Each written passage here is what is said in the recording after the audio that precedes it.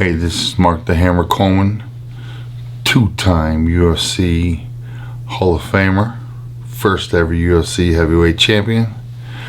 I'm about to do a career interview with the man, Hannibal. We're with the very first UFC champion and UFC Hall of Famer, Mark the Hammer Coleman, here on the Hannibal TV. This is Hannibal doing the interview here, and to start this off, you want to just tell us a little bit about your childhood? Hannibal Lecter. Is that your name? Hannibal, but you can call me whatever you want. How's your, what kind of numbers you got? You in the millions with viewers? We are, yes. Good. Yeah. Okay. Maybe in the billions after this. Oh yeah, right. Okay, we'll do my best. I don't have a good memory, but some things never leave, you know. So I can't remember what the heck I ate this morning, if I did eat. But my childhood, had a great mom and dad, the best mom and dad ever. Man, wow. Just to say right from the beginning of this, they made me, helped make me, you know, I did okay. I wasn't super great or nothing, but I won some state titles in wrestling. Wow, that's cool. And I won a national title in wrestling. That's real cool. That's what I was thinking about as a little 5-year-old kid. I want to be the best wrestler in the world. But I also wanted to be the best football player in the world. I love football. And I also played baseball. I loved baseball. I wanted to be in the major leagues. I was that kind of, I was, as a kid, I was a very shy kid, and I did not like to be picked on or bullied at all by anybody. And you got to deal with size. And when you're a little 5-year-old, 6-year-old kid, well, you know, the guy's a couple grades up. Well, you got to know when it's time to throw. And I held my gloves. But it motivated me just a little bit. Just somebody like picked at my sleeve. Bigger, 2, 3 bigger, older kids. And I said, okay. Well, guess what? I'm gonna get you. I'm gonna get you back. And that's not the main factor. I had many other reasons but I really wanted to be the best in the world as a little kid, and I trained. You know, I could do 100 push-ups in a row at 5 years of age. The reason I remember this, well, because my uncle gave me $1 for a penny a push-up. So I get 100 in a row. There's my $1. Hey, whatever year it was, well, that $1 was worth a lot. But sometimes it came up missing because we grew up poor. Right. And I think maybe my daddy stole that $1 back later on that night, because my uncle would give it to me.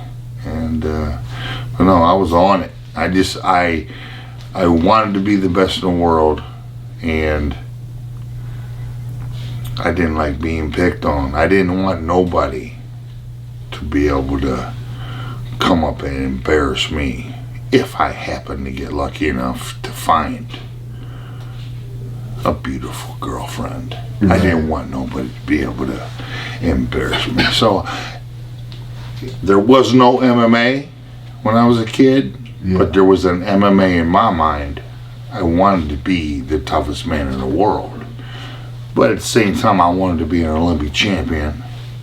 Football, I loved it. Baseball, I loved it. Chose wrestling. Did pretty good in wrestling. Did pretty good. Came close. I won the nationals. I took second in the world. And then honestly, I choked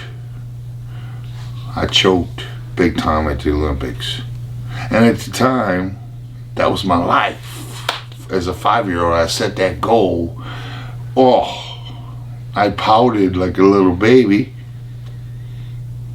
But as we sit here today, are you kidding me? I made the Olympic team. It was one of the coolest experiences of my life. Would I have liked to have done better? Yes, but I didn't. And today, thank you, Lord, because it was tough. It was tough to make the Olympic team. Yeah. Who was the Olympic coach that year?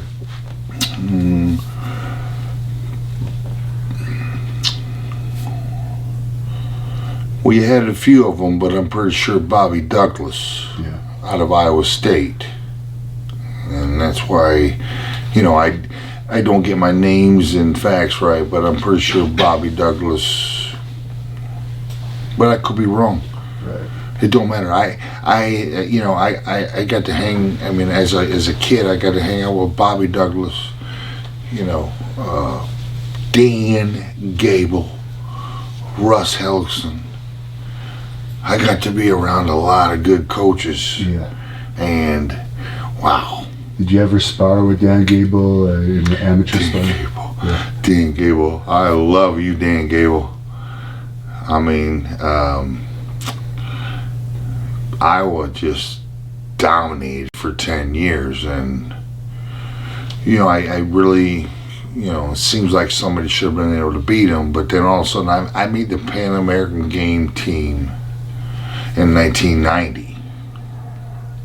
2 years before the 92 Olympics. I'm a young kid coming out of college, but I made the Pan American Games.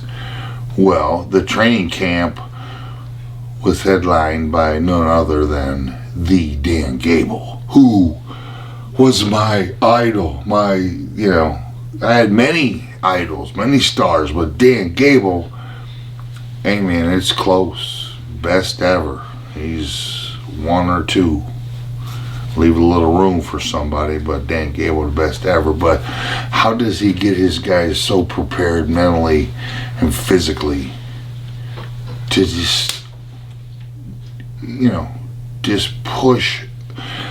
His guys pushed people into fatigue and they took over. He was able to get that out of them. And all coaches can yell and tell you to do more. But what's important is when he turns around and walks away, do you feel the eyes on his back? And in the Pan American Games, my first practice, we're in Florida, 105 degrees. And we got to run about a mile down to the park. Dan Gable's leading the charge. And I learned this from Dan Gable. Don't ever let your guy know. Well, sometimes, but don't let the guy, because I motivated people. I learned from Gable, and I took it, and the one thing, he never told us how many. He just said, go. Gable said, go. And you didn't know how many times you're going to do this loop. You didn't know how many times when you're dead, tired, how many times you're going to have to carry your partner on your shoulders up this hill at the end of practice.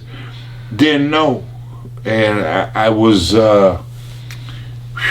too young, and I had too much pride to scream out how many more.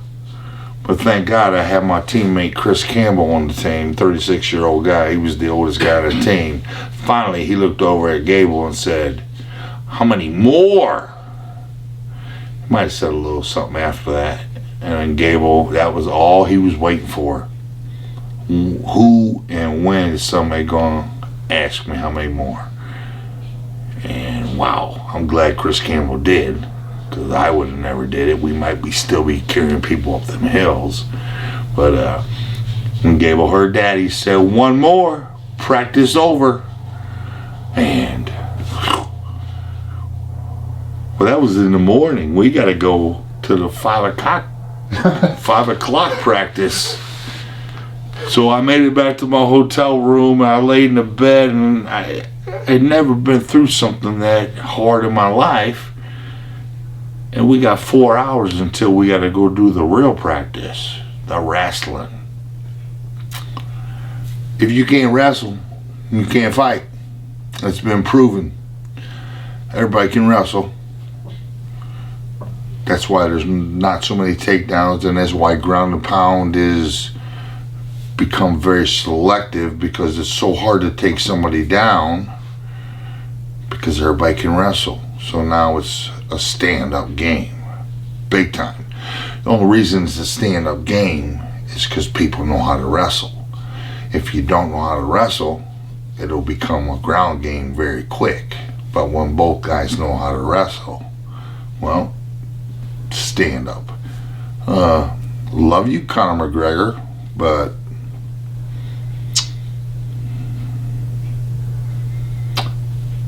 hypothetically, if it was my time and we were the same weight, I'd take your ass down, Connor, and I'd pound the shit out of you. Love, respect you. You took the sport so high. But if you need some help with your wrestling, give me a call. Oh, Khabib can wrestle. Them Russians can wrestle. Trust me. I wrestled a lot of Russians. Man, they were tough.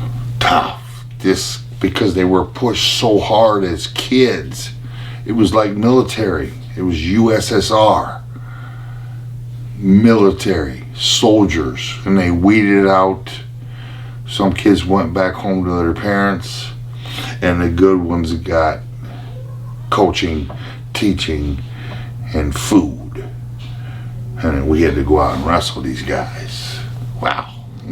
They were badasses in wrestling, and they were badasses in fighting.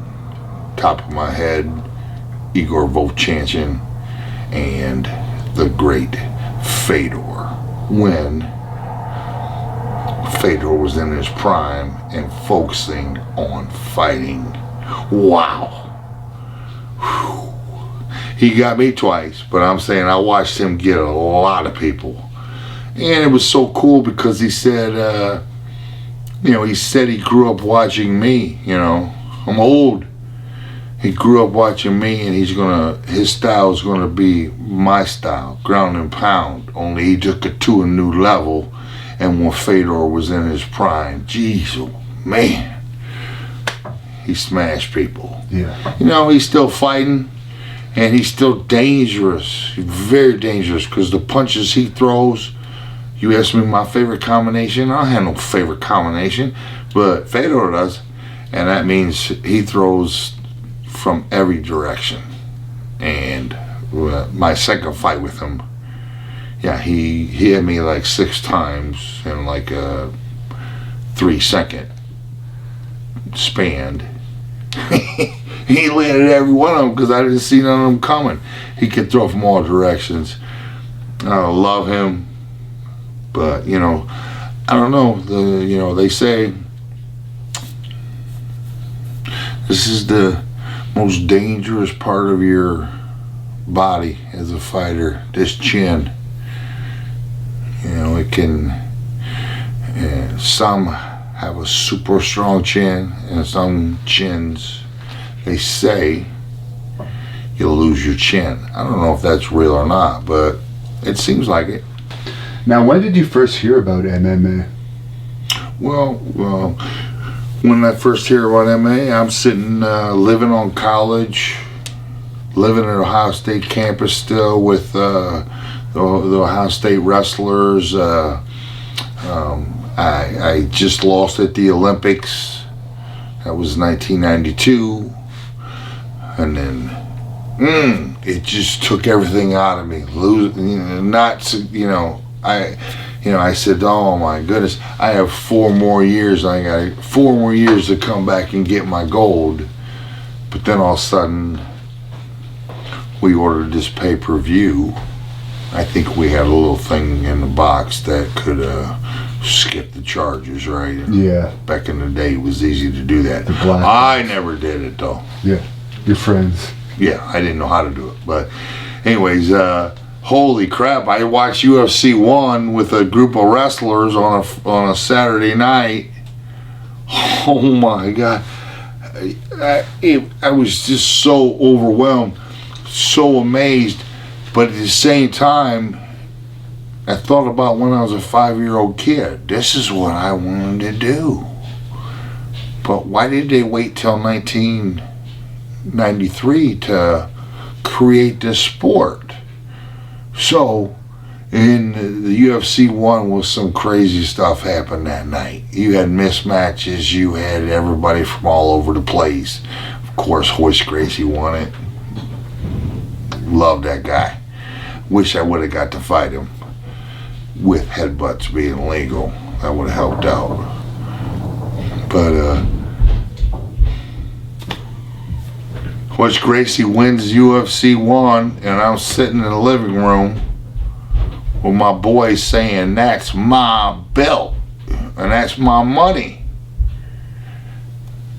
And my friends agreed, because we rode together as a group, and yeah, that was my belt, my money. But it took me, I didn't know how to get in, you know what I mean? So I didn't know how to get in. So finally, the 96 Olympic trials come around, and I'll be honest with you, I didn't put in the effort deserving of Olympic trials champion. Kurt Angle won the Olympic trials. My rival, we trained together many times.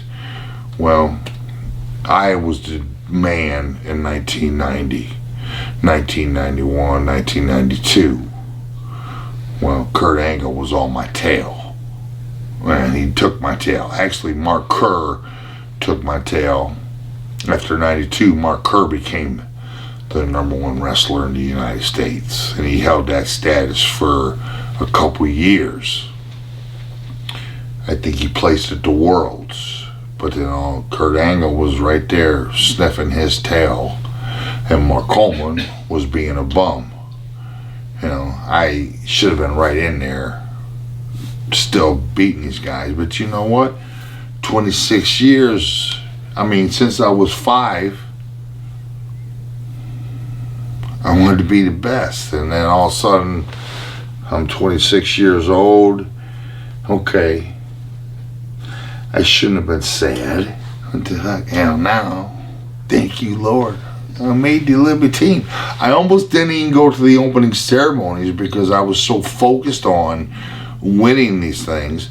And the opening ceremonies would have took 6 hours of my time to go do. I just wanted to lay in my bed and get ready for my chance. But they sent enough guys into my room, and they told me to get my opening ceremonies gear on.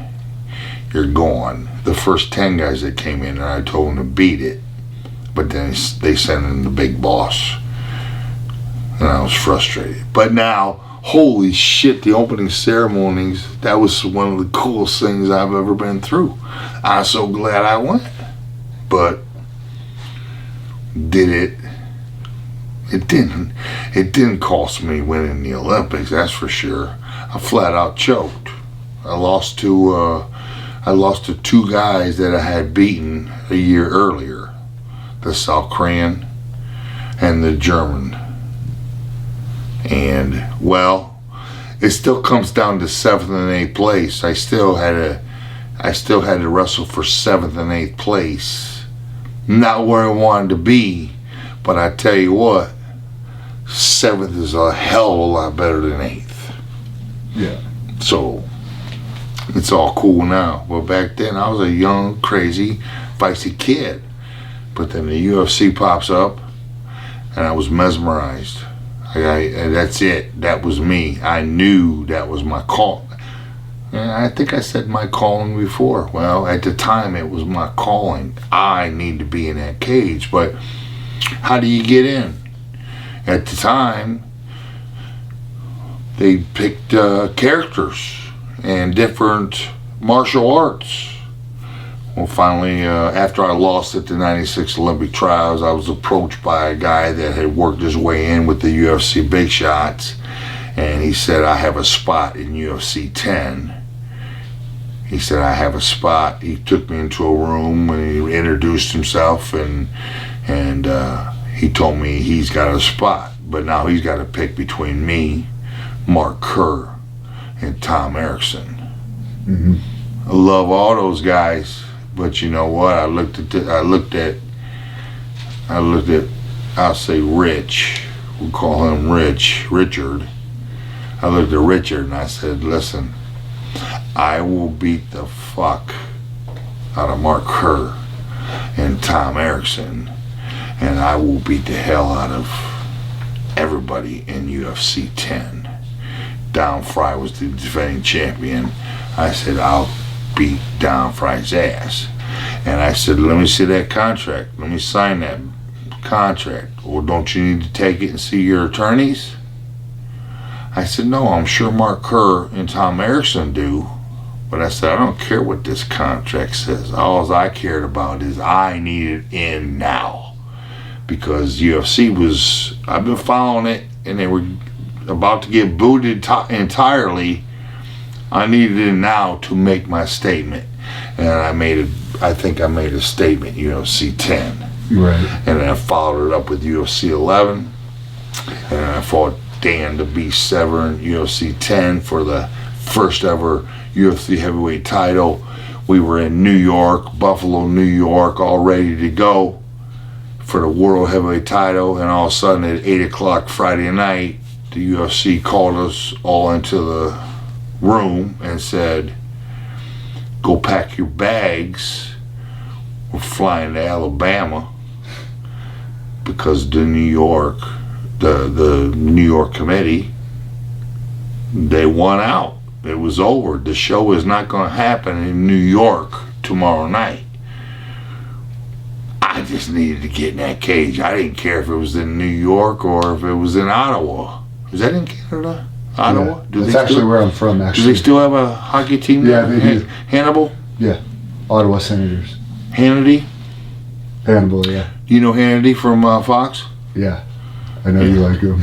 He's a good guy, man. He's pretty, his facial expressions, the whole thing, he's good. He's top dog, but you're Hannibal. Yeah. And I actually interviewed Dan Severn. He said he'd seen you in action in the bars back in your college days before UFC. What do you mean action in the bars? Dan Severn seen me in action in the bars? I don't believe it for a second. I believe he's telling a story. Who Dan Severn has turned into a storyteller, because back in the day, Dan Severn, he couldn't spit out 2 sentences, but now, oh, this man's hilarious, and I think he's seen me in action. What does that mean? Fight action? Yeah.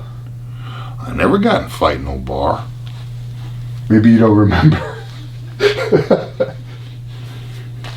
Well, I mean, of course I got in a fight in a few bars, but don't ever remember Dan Severn being there. But I'd like to know this story, because, hey, I'm not going to deny, who doesn't have loss of memory as they get older, no matter what the situation is. But no, there's a lot of stories that I need my buddies to fill me in on. But I didn't fight that much in the bars, and I never got in a fight in a bar. I never got in a fight in a bar since I stepped in that cage. Right. Prior to stepping in the cage, yes, I had my altercations here and there. People say in the hundreds, but the truth is maybe a handful, 10, because 90 of them I won by letting the guy know I'm going to kill him. And that's the best way to win, without any altercation, him having to walk away.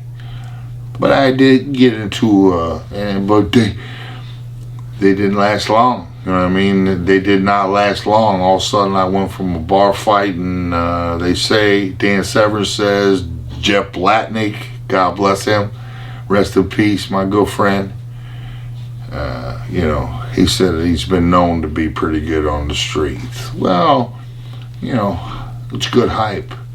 I was pretty good on the streets, but you know what? When you walk into the cage, it ain't the streets. I found that out my first fight versus Modi Horenstein, world champion karate guy, Jean-Claude Van Damme lookalike.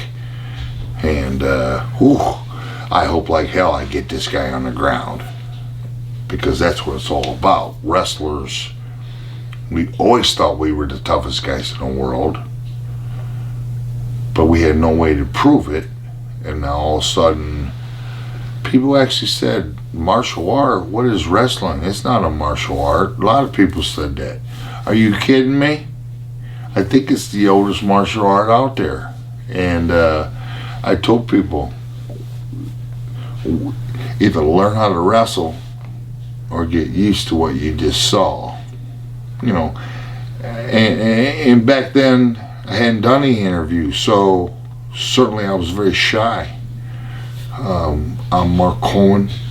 I'm from Columbus, Ohio, Fremont, Ohio originally, because my hometown was upset that they put me up at from Columbus, Ohio, training out of Columbus, Ohio. They should have put. I'm originally from Fremont, Ohio, home of Charles Woodson, which, I don't know, you Canadians don't know football, but Charles Woodson, the best. But so anyways, they said pack your bags up. We're flying to Dothan, Alabama, and we you know, God bless Bob Meyerowitz. I mean, he rented out, I think, 2 super jets to fly 500 people from New York to Alabama, and we made it there at like 4 or 5 in the morning, and then get up, and there's no weigh-ins, you know, fight the next night. And I don't know, there was maybe 5,000 people there, but that was 5,000 more than I needed to fight Dan Severn to be declared the world champion. That is what I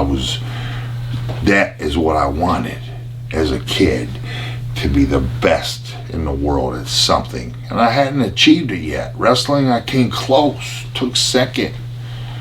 And now in fighting, I am the UFC champion, which is that considered the world championship? Yeah. World champion. I was stoked.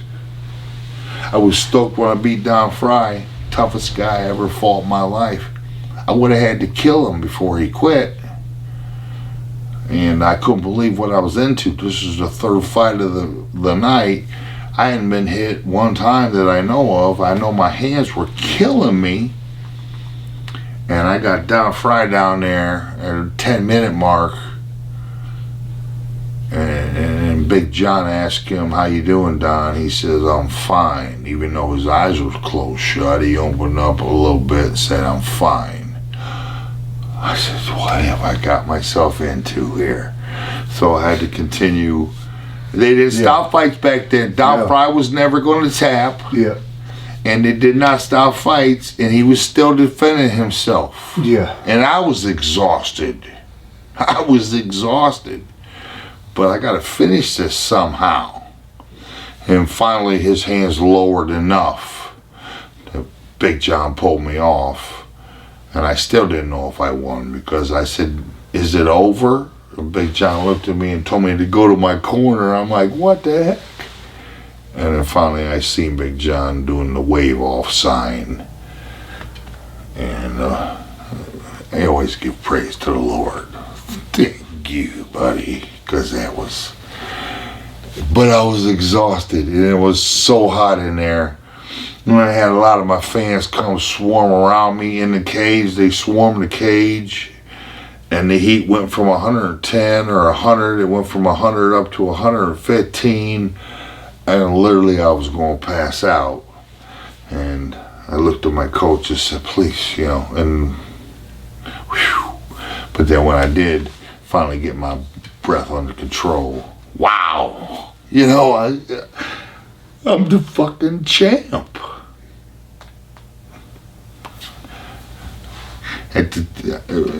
How much cooler can it get than this? Well, it can get a lot cooler, but at that moment, what the heck? I've been dreaming of this since I was a 5-year-old kid. So basically, you're the champion. You're telling me you're on top of the world, And you were telling me off camera that actually led to that unfortunate 3-fight losing streak. Do you want to just kind of graze over that period of time there? Well, so I beat Dan Severn, and coming from a wrestling background, you know, we get our gold medal, but a lot of people call it a yellow medal because it ain't gold, it's just yellow, but it's okay. In wrestling, you win, that's it. You go home with that pride of you won, and it's pretty damn cool. But all of a sudden, I won 3 straight UFCs. I just beat Dan Severn in less than 2 minutes. And then all of a sudden, the internet was not that big back then, but I had to have somebody help me get on the computer. I just started reading about myself. Oh, stupid, because people were saying this guy's an animal. He can't be stopped. He will kill everybody, blah, blah, blah. Even though there were people out there saying, nah. Well, I read it, and, well, for the first time, I got a title defense against Marie Smith lined up. And I'm celebrating my victory over Dan Severn. Celebrating. And it kept getting closer and closer to the fight. Well, Frank Shamrock warned me. He said, Coleman, you better train, you know, because I was looking at Marie Smith as a walk-through fight. Right. And Frank was his coach. And Frank was his coach, but Frank was my friend, and he told me a couple months prior to the fight, he seen that I was getting too cocky, I think, and he said, as your friend, he goes, I recommend you train. And well, I should have. I got so tired of that fight. I got so damn tired, and that's the worst place you'll ever want to be, is in that octagon when your gas tank is got the red light on. But no, I survived. I damn near knocked Marie Smith out in the first 3 minutes. I beat the crap out of him. But if I would have trained, I just would have continued that barrage, and eventually it would have been over. No, at the 3-minute mark, my hands were starting to seize up. And I looked Marie Smith in the eye, and he didn't say nothing, but I read his mind. Here we go, Coleman. You blew your gas tank, and now you got 20 more minutes to go. Ooh, geez, it was a humbling night. One of the most humbling nights of my life. Because I thought I was going to die of a heart attack. I was so tired. But at the same time, old Marie Smith kicked me in the legs about 50 times. And when I didn't want to show no pain in the cage, but when I got backstage, when I got back to my locker room, and I walked right past the doctor's room, because I was a dumbass bullhead. When I got back into my locker room, when I shut the door in my locker room, I screamed out in pain because my legs felt like they had been chopped in half by an axe. You know what I mean? The pain was so severe. My legs were blacker than Marie Smith. And humbling. But signed a rematch. But it took me about 2 weeks just to get rid of all the damage. But 2 weeks later, I got a rematch with him in 3 months, you know. Okay, I'm gonna put it in 3 months, and I'm gonna beat Marie Smith's ass. But first practice back, first major injury I ever had with my training partner. We're just wrestling, but he got my leg got stuck up against the wall, and he drove his shoulder through my thigh and blew my ACL out. Oh no, I didn't know for sure. I had hoped it wasn't that. Stood up, tried to walk it off, but you know, when the leg started jiggling, I knew it was serious, and I had my first surgery of my life. You know, 25 years of wrestling, and now fighting. It was big time because they weren't so great back then. They can get you back. Ask Jerry Rice. They can get you back pretty quick with the proper team around you. Yeah. But it's not like the UFC would help you in those days like they would now. Get the best doctor. Well, you know, it just it was ACL at the time was a major setback, but luckily it wasn't career ending, and finally it did heal up, and I finally was back on my feet. And I'm pissed. I'm mad. I'm embarrassed. I'm ashamed.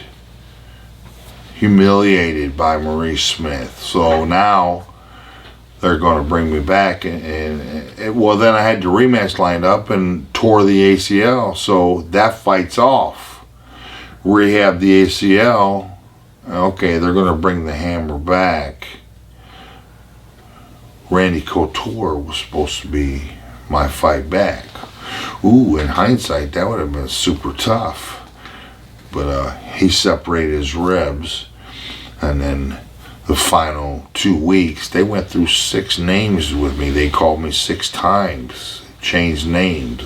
I don't know, people maybe changed their mind and thought I was coming back with a vengeance, which I was, but I'm coming back 6 months after ACL. Back in the day, probably rushed it a little bit because my leg was still skinnier than the other one. They ended up, Pete Williams ended up being the opponent they determined for me. Pete Williams, I don't have no clue who this guy is, right? Well, wasn't a good day. I came back too quick. Not to make excuses, but I did have a serious thyroid issue problem at the time that I didn't know nothing about, but it just caused fatigue, and I had some good practices. I had some bad practices. But when I went in there with him, it was the first fight without headbutts. And I took this guy down, and I'm staring nose to nose with Pete Williams on the ground. I'm not feeling so strong. You know, I wasn't feeling so good. Before the fight, I kicked everybody out of my locker because I just, you know, I don't know, fear, whatever. But you know, a lot of people look for the side door right before the fight starts. And a lot of people have hit the side door. On smaller shows, it happens all the time. Yeah. If it happens in UFC, well... Happens in amateur all the time, too. That's what I'm talking. It happens in amateur all the time. But this is one where, damn, I wish I could just hit that side door and go down the street and just hang out. Don't really want to fight. But then all of a sudden got in there, did my best, took him down. After 15... I'm winning the fight. I beat Pete Williams. No headbutts. I was looking him in the face, just dreaming that I could just headbutt him. I couldn't. So it was a jiu-jitsu stuff down there. He damn near armbarred me in the first minute, man. He had my arm locked straight. And honestly, I was a white belt, whatever. But my instincts, it was the last resort because he had that bitch locked out and it was going to be over. But there's one last bailout, which I guessed right. Do you go this way or do you go this way? I learned on the job in the UFC because I didn't have coaches. You know what I mean? I had some, guys hold the pads for me that were great. Buster Douglas's guy, Buster Douglas. Do you know him? Of course I know him, yeah. I would think so. He's from Columbus here, and I think it was 42-1 odds. When he beat I think it was the greatest upset 62-1 or 42, one of the two, but Buster Douglas, but I had some guys holding the pads for me, this and that, but basically I trained wrestling, and I would have a heavy bag that I would sit there and smash. Elbows, smash, smash, smash. And that obviously is old school training. And, you know, I had to, that's right when my kids were born. So, yeah, I would have loved to have jumped in a plane and flew out to Vegas or wherever, and I had plenty of offers. Pat Militech, come on up here, let me help you. You know, hard to get away with a couple little kids there. I didn't like leaving them. So I coached myself, did okay, but after the 3-fight losing streak, I was desperate. Not desperate. Luckily, I knew the Japanese let me know I'm going to be in that Grand Prix, and I had 6 months. My body was healthy, my thyroid issues were gone, and I put in 6 months, like a season of NC2A wrestling. It's a grind. It's a grind, and I grinded for 6 months, and I showed up at the Pride Grand Prix. Nobody wanted me to win that. I'm talking about the promoters and the business people, because Mark Kerr was their guy. Pride was bigger than UFC at that time. Pride was so huge. Pride was so huge. This was the biggest tournament ever, and I'm in it. And the only reason I'm in it is because I'm a 3-time UFC champion, and the promoters. Yeah, name value. Well, name value to make this thing a 16-man tournament, but their favorite was Mark Kerr, Igor Vovchanchin, maybe Sakuraba. What a bad man that guy was, right? Yeah. I fought after Sakuraba Gracie went 6 15-minute rounds, I think. Yeah. I warmed up 6 times. I was getting very, very agitated because I got my job to do too. This is crazy, but it wasn't crazy. You got to do what you got to do to draw viewers, and that's what Pride did. Right. So Royce Gracie versus Sakuraba, special rules, no time limit. Well, I was the next fight after him, and that really sucked because, you know, I warmed up 6 times. You know what I mean? Yeah. But then I pulled it off, and I pulled it off. You know, Soji Fujita got hurt by Mark Kerr in the first round. Kerr was supposed to destroy Fujita. Me and Mark Kerr were supposed to meet in the semifinals of the Pride Grand Prix. That is one of the fights that everybody wishes they could have saw. And they talked about our friendship, which Mark Kerr is a friend, but at the same time, you could be a friend, but if I had to fight you, no, I had to kill you, Mark Kerr. So, no, we can. I cornered Mark Kerr, plenty of times, but we may have to fight each other in the Grand Prix. Yeah. We just didn't talk. But then when we showed up there, I assumed I'm fighting Mark Kerr in the semifinals, and I planned on whooping his ass. I beat him 3 times in wrestling, and in practice I beat him. The Specimen. He had so many nicknames. Mark the Specimen Kerr, Mark the Smashing Machine, everything. He was a Greek god.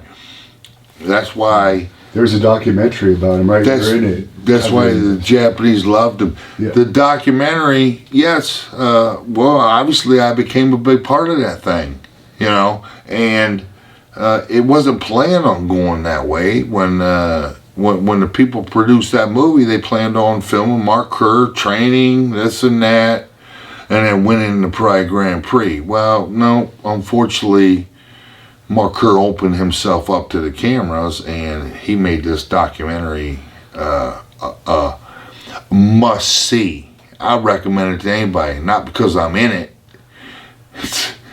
it'll move you. It's emotional. It was the best MMA documentary out there. They were going to make a real movie for the cinemas, a real life version of the Smashing Machine, and Jean-Claude Van Damme was supposedly going to play my part. I said, pretty cool, but damn, he's only 170 pounds, right? Yeah. But it never made it because Rico Rodriguez actually had a lawsuit with the Smashing Machine, people that made it, and turned into a court war that Rico Rodriguez won because they made him look, I think Boss Rude knocked him out and they put it on there. So simple as that. But that ruined, Rico. I love Rico Rodriguez, but damn, dude, man. If it weren't for you, there would have been I'd have been going over to South Africa where they're making a movie. I'd have been going over there as a, spokesman. Show people how the hammer moves. Show Jean-Claude, you don't be your Jean-Claude, but don't be your Jean-Claude if you're playing. And then that would have immortalized you even more if they had done that. But yeah, it's not over. Someone's probably still going to make a movie about your career down the road. And everybody wants to see, well, you won. You want to finish off your story about winning the Grand Prix? Okay, so what's so cool about the Grand Prix is I rose to the top of the UFC so fast, and I was overwhelmed. It overwhelmed me to the point where I thought I could win without training. How crazy is that? How stupid is that? But Marie Smith, thank you for the humbling. Unfortunately, we never got to do round 2, but no one remembers him. Huh? In the end, at least nobody remembers him, and you have a bigger name. Well, that's why it was so important for me to fight Dan Severn. I knew it was for the first ever heavyweight championship, and I knew the importance of that. Number 1, he's going to be remembered. Yeah. Number 2, number 3, number 4, a lot of people can't name them off. So it was important. But then the losing streak, and then Pride puts me in there as a, little chip, but they expected me to do nothing, but little did they know, I put in one hell of a 6-month grind.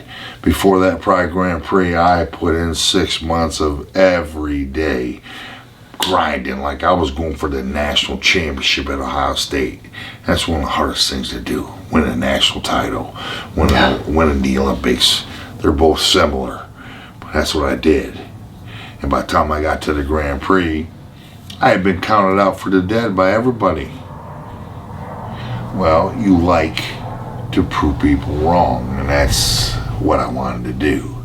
You guys don't know, they don't care about an ACL injury. They don't care if you didn't train, which is fine.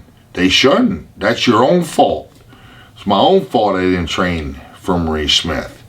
Now, the ACL injury, well, damn. Part of the business. I knew when I was a 5-year-old, I looked up at my heroes and they all had a little crooked walk to them.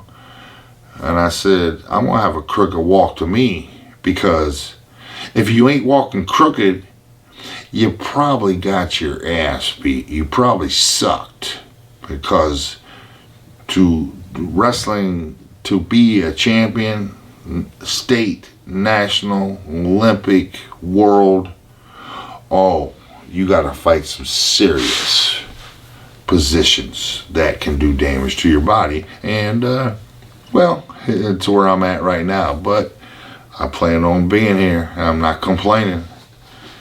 And what happened with that Takada match? I never actually saw it, but everyone wants to know. It seemed a little weird. What was weird about it? I guess the finish.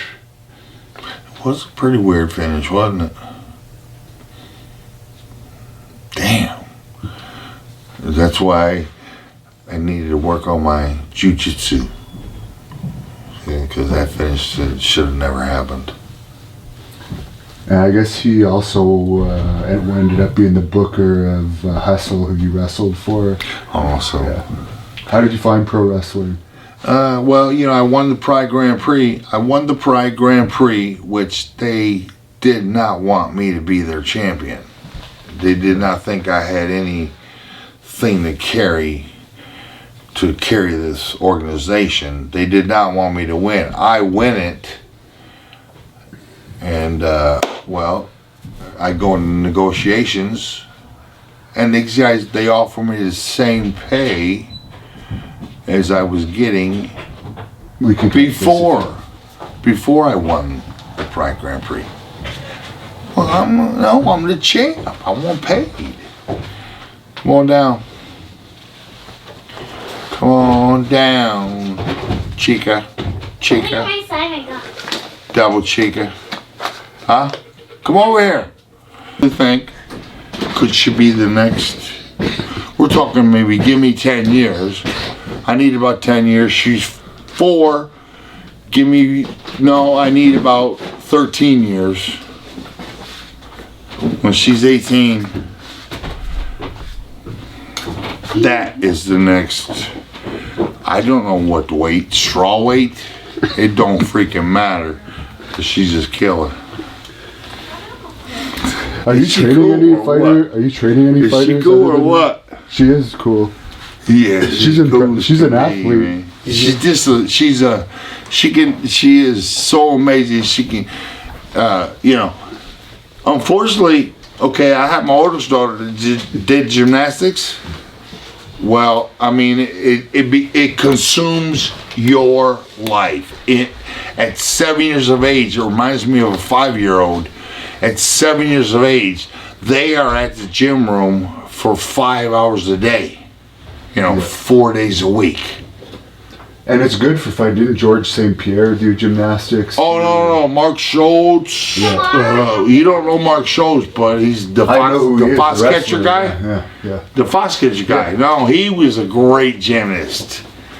Okay, but you got to get into gymnastics, but it's hard to quit because if you're good, you know how they keep you in?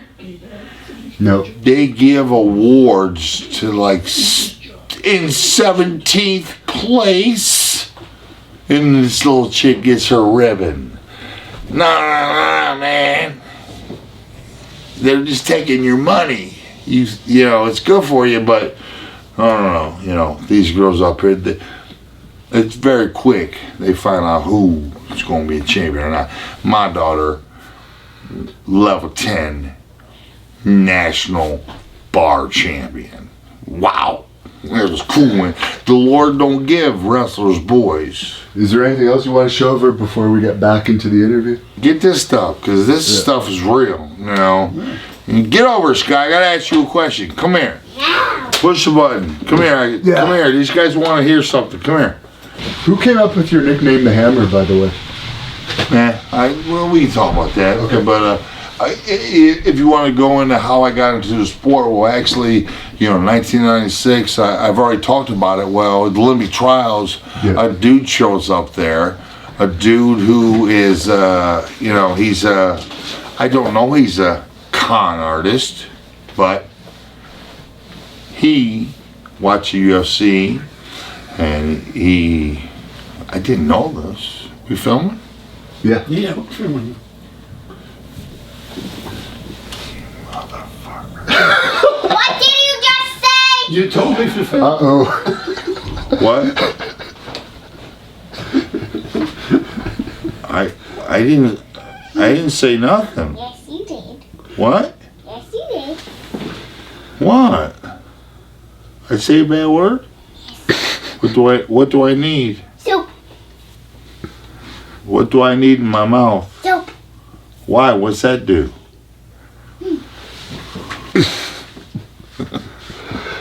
Alright, I guess we should get back. Do you want to get back into it now? I mean, Or is there anything? this stuff's to me, legendary. I mean, you ain't. She's 4 years old now, and she's already pretty big. Pretty athletic, for sure. Well, she's definitely athletic. I'm going to give myself a little bit of credit for that. She got my genes. My girl's genes. She pretty athletic herself. Competitive. She's a competitor. She wants to be the star. She wants to be the star. And that's, you have to win the fight. But if you want paid, you gotta be Connor McGreggor. Nice job, Connor McGregor. Best ever. Chael Sonnen. Phil, the New York Badass Brony. My teammate. That man can do an interview. Me personally, I wasn't that great on interviews. It depends on when you stuck the mic in front of my face. If you stick a mic in front of my face after a fight, well, that's when I'm not going to be afraid to say something or do something. Hashtag Pride Grand Prix finals victory celebration. I thought I was my teammate Kevin Randleman, who could have jumped out of that ring and landed on the ground. Well, I am not Kevin Randleman, so I got up and realized I'm going to come up about 5 feet short, and landed on my head, but really I landed on my back, and then. At the time, it's crazy what goes through your mind. I'm like, oh man, that was stupid. But no, I got out. I got out of the ring, and I went to the fans. And if you watch that, I got to a big group of fans, and I gave them a big hug, like all of them. And I did plow this lady right in the face when I hugged her. But I think she dug it. I think she dug it. And then, they got me back in the ring, and hey, what the heck, man? What the heck? How much bigger does it get than, everything? State, national, Olympics, but then all of a sudden the UFC champion, and then you fall from grace. You get humbled, but then you get the opportunity from somebody that wants to just put you in there as a piece of their puzzle. Well, it's like chess. Guess what? I'm not very good at chess, but fighting is chess. And what's the biggest mental obstacle to deal with in MMA? Speaking of that. Scott, what did he say? What did he just ask me? You know what a mental game it is? Skylar, what's he saying? What?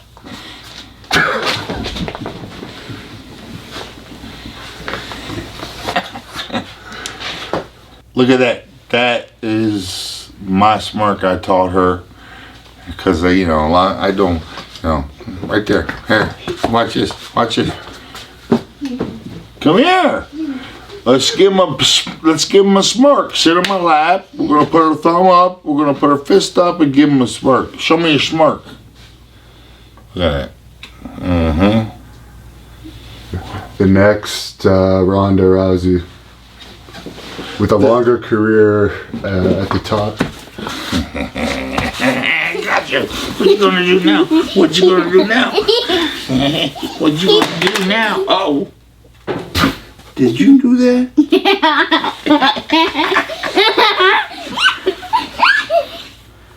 Oh! Nice move. That's a good counter. Who taught you that? Who taught you that? Is that natural? No. Did she watch the UFC last night with you? Here you go. He wants to know if you watched the UFC last night. Did you watch the UFC? Who won? You. Did she watch it? Come on, man. She's 4. No, I don't know if she was watches playing it. with her toys, and it was last night was pretty cool. One of the best cards ever. Yeah. The one guy won with the same finish you used, Ben Askren. No, not the same finish. That's we can talk about that if you want to. But last night, one of the best cards ever. But we had people over, last night. So we had people over. So you got to be a host. Over too. And when you got to be a host, you can't sit there and I just want to watch it. Just watch. Yeah. But had to. So I got to go back and watch it again. But I got old Ben Askren's fight. Wow. Because Oh boy. what was that? That's you don't have your mouth guard in for that. Oh, did you get that? Oh, Skylar Constance. Hey, Skylar Constance. That's illegal. That is illegal. Headbutts are illegal. What? Who do you like better, the Bengals or the Browns? Did you see that fucking headbutt? I saw it. That looked brutal. Yes, but the problem is, give me something. Okay, say, look at the camera now. I'm gonna be the next champ. Come on. Yeah. Are you a Browns or a Bengals fan? Or do you dare answer that on camera? Oh, what the heck, man? And whatever fan you are of, why would you dare be afraid to answer that question? I'm a Browns fan. Man, I grew up, made or broke my day, the Cleveland Browns, growing up as a kid. I wanted to play for the Cleveland Browns. But then all of a sudden, I love the whole division. Cleveland, Cincinnati, Baltimore, Pittsburgh. That's where I come from. That's playing football in the snow. And stop that. What? What was your favorite pro wrestling match, by the way, speaking of you were telling me earlier? Enough. You're done. I gotta finish. Yeah. Nice right hand. I tapped. Look, I tapped. I tapped. Oh, I tapped. Ow! Let's go. It's a good straight right. you might not know be what? able to finish this interview if she beats you up too badly. Let's go. Go sit down and watch. What? Were you friends with Phil Baroni's dad? Oh man, that's a big question right there. That's a big question. Should I ask that one when we're back to it? Nah, you know what? If I just speak the truth, what's the difference with any question you ask me right now? Was I friends with Phil Baroni's dad? Yeah. Yes, I was, because he was I cornered Phil Baroni 15 times. I love Phil Baroni, crazy Hammer House, loyal to the Hammer House. And I don't agree with everything Phil Baroni does. Come on, but I support my guys.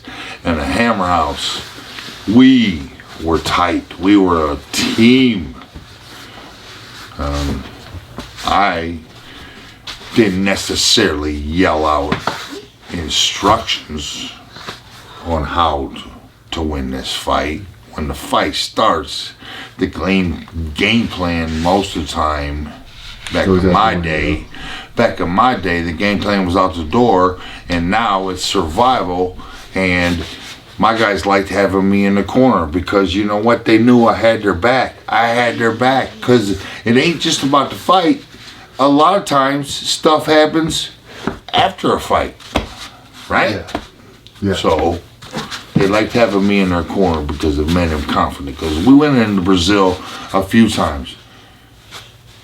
Did you hear that Baroni wasn't paid for his fight with Chris Lieben? And Yeah, well, you know, okay. Yeah, I was there. You were there for that? I was there for the Lieben fight, yeah. I was there for Baroni's BKB Lieben fight, and, okay, you know, a lot of things didn't sound right because people were getting, including Phil Baroni, getting paid a nice amount of money, although, you know, I showed up and whoever the promoter from Poland was, well, yeah, he said hello to me, and he told the hotel people put everything on my room. Well, you tell me to put it on your room, I'm going to try to take advantage of it a little bit. You know, I mean, it wasn't. I don't want to take too much advantage, but at the same time, I come all the way out here for this BKB, and I'm going to do my best job to help promote this new company and help them succeed. And yeah, well, you know, what a horrible fight for Phil Baroni that night. I mean, all I can say is it happened. You know, that happened. He needs to put that in the past because Phil Baroni is still, you know, he gets attention from everybody because the way he's carried himself, promoted himself, and he is Hammerhouse. So he's still needed, he's still wanted, but if he needs to get his shit together, because I always say the clock's ticking fast. You're going to be 21, next thing you know you're going to be fucking 41. So get it done now, guys. Get the job done now. What's the story about Baroni's mouth guard at King of the Cage? Huh? What? That story's out there? Listen, King of the Cage.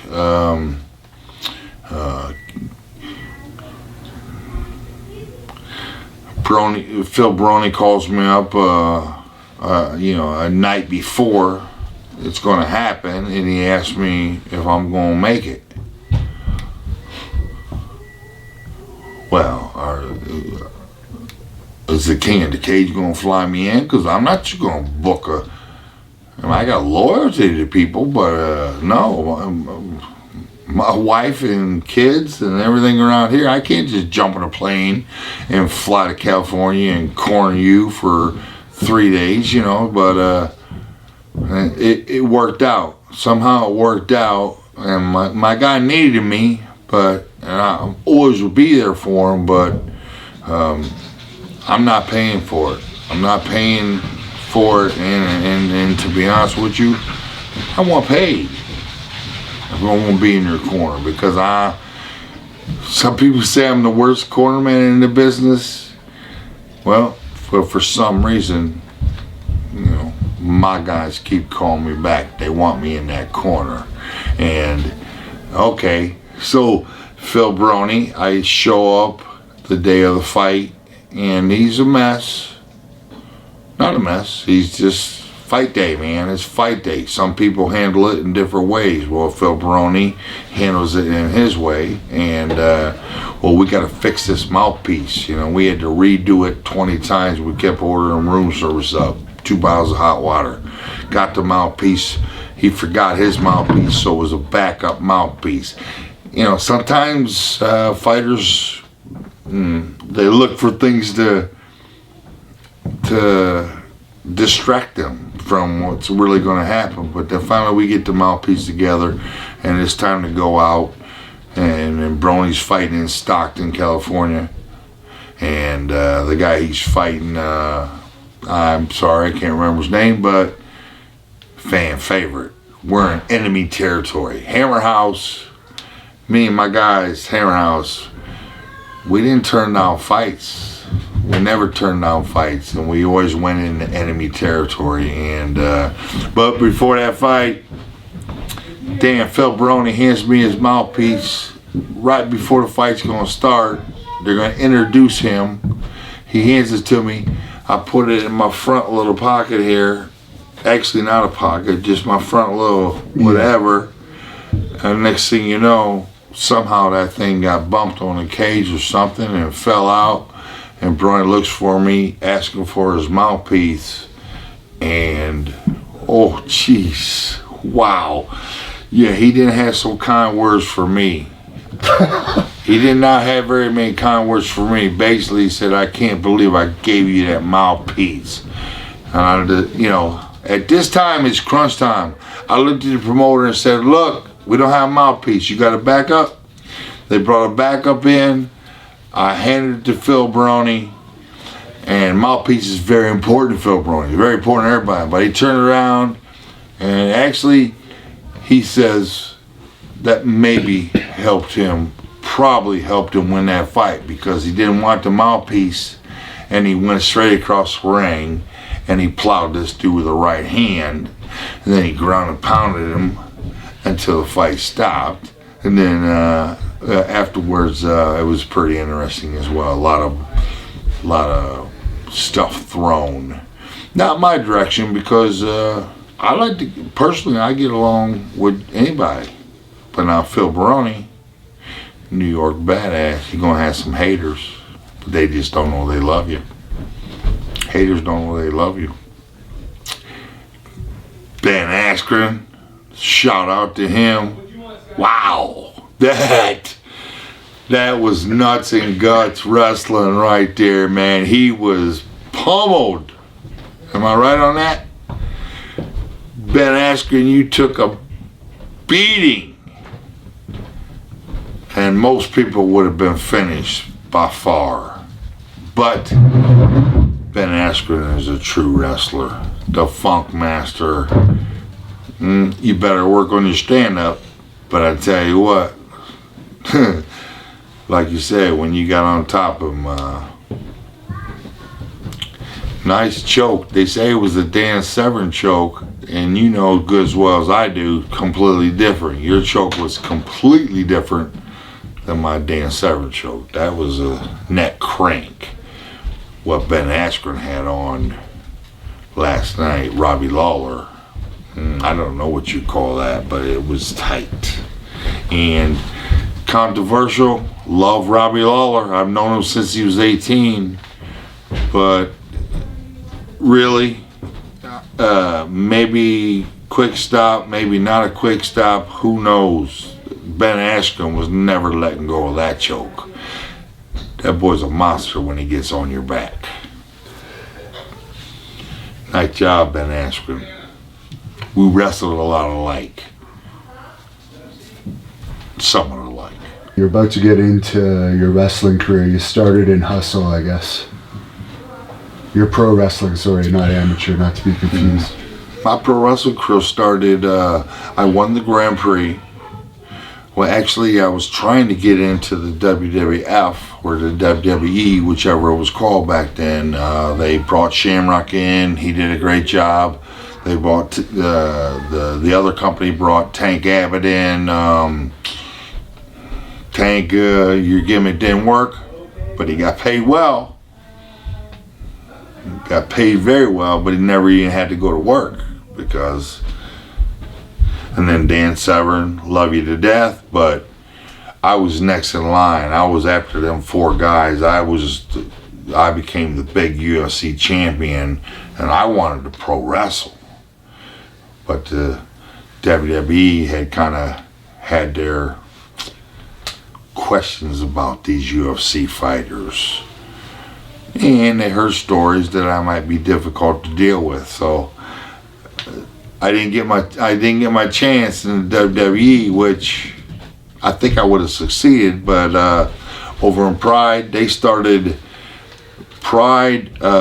Japan, their pro wrestling is more old school, traditional. You know, not all the showmen, the interviews, and all this and that. It was like more, let's make it real. Okay, so.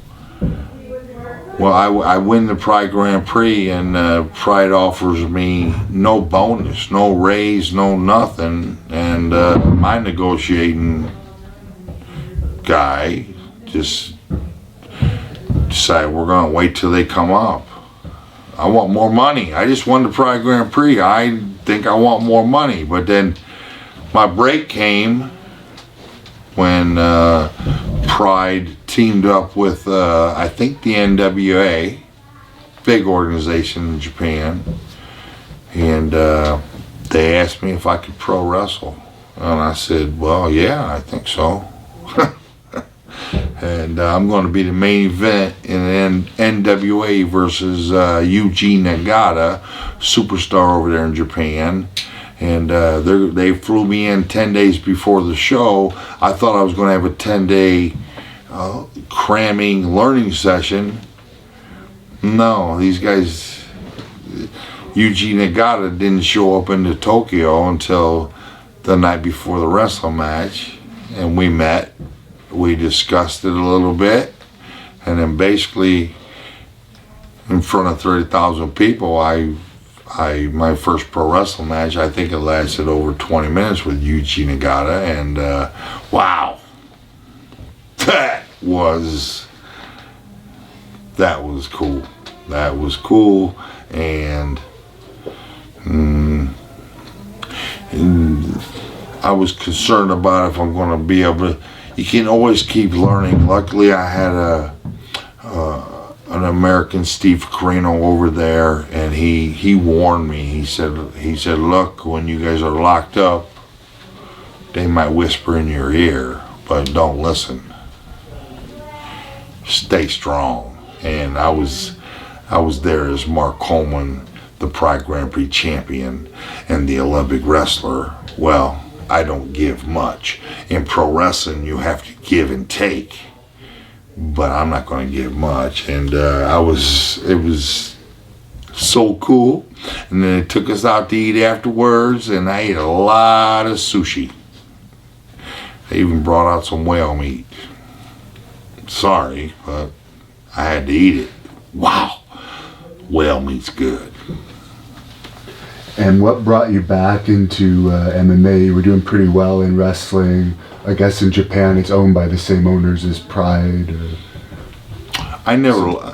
What brought me back to MMA, I never left MMA. I was still fighting in Pride, but at the same time I was doing our Hustle, which was doing great ratings over there. And I tag teamed up with my Japanese teammate, and we were heading towards the title because we were rolling. But all of a sudden I had to fight. They offered me a fight against Shogun Rua. And I'm getting up there in age. Shogun Rua's there up become a star. And well, they messed up because they gave me 3 months notice. They said, we want you to fight Shogun Rua in like 3 months. And I said, okay. Usually they squeeze in a 1 month notice. Well, I had 3 months notice. They thought it was an easy give me to their superstar. No, I got in shape. I got ready. And I told you, when I was ready, when I trained, when I prepared for a fight, no guarantees. I was dangerous. In Shogun Rua, I knew I was going to win that fight. I didn't know for sure, but my confidence was really at an all-time high for some reason because I prepared, I was healthy, and I felt I was better than this 205-pounder. I'm a heavyweight, he's a 205-pounder. I'm going to beat this guy because I'm stronger. And Shogun Rua, they asked me what his weakness was. I said, Shogun Rua, his weakness is his strength, and he can't wrestle that well. So that's how I'm going to beat him. I'm going to wrestle him and pound him because I'm stronger. And, well, we didn't get to find out. Because honestly, people say lucky. It was a lucky move when he broke his arm. Well, guess what? If you reviewed the tape, if you knew how to wrestle, you wouldn't take that risk.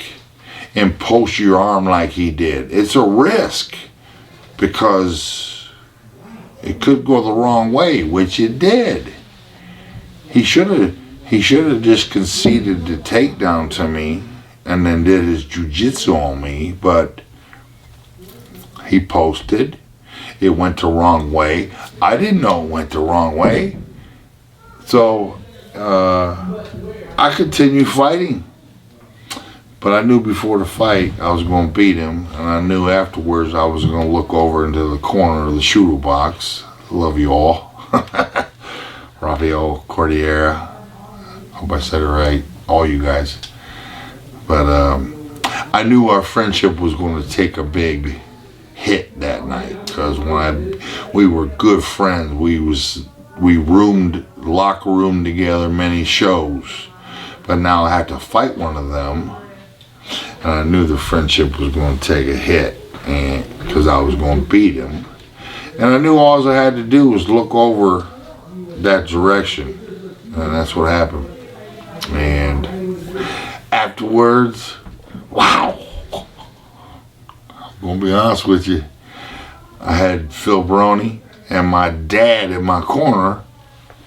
You know, my dad, I don't want him entering into the chaos. I put my daddy in there because he loved being in the corner.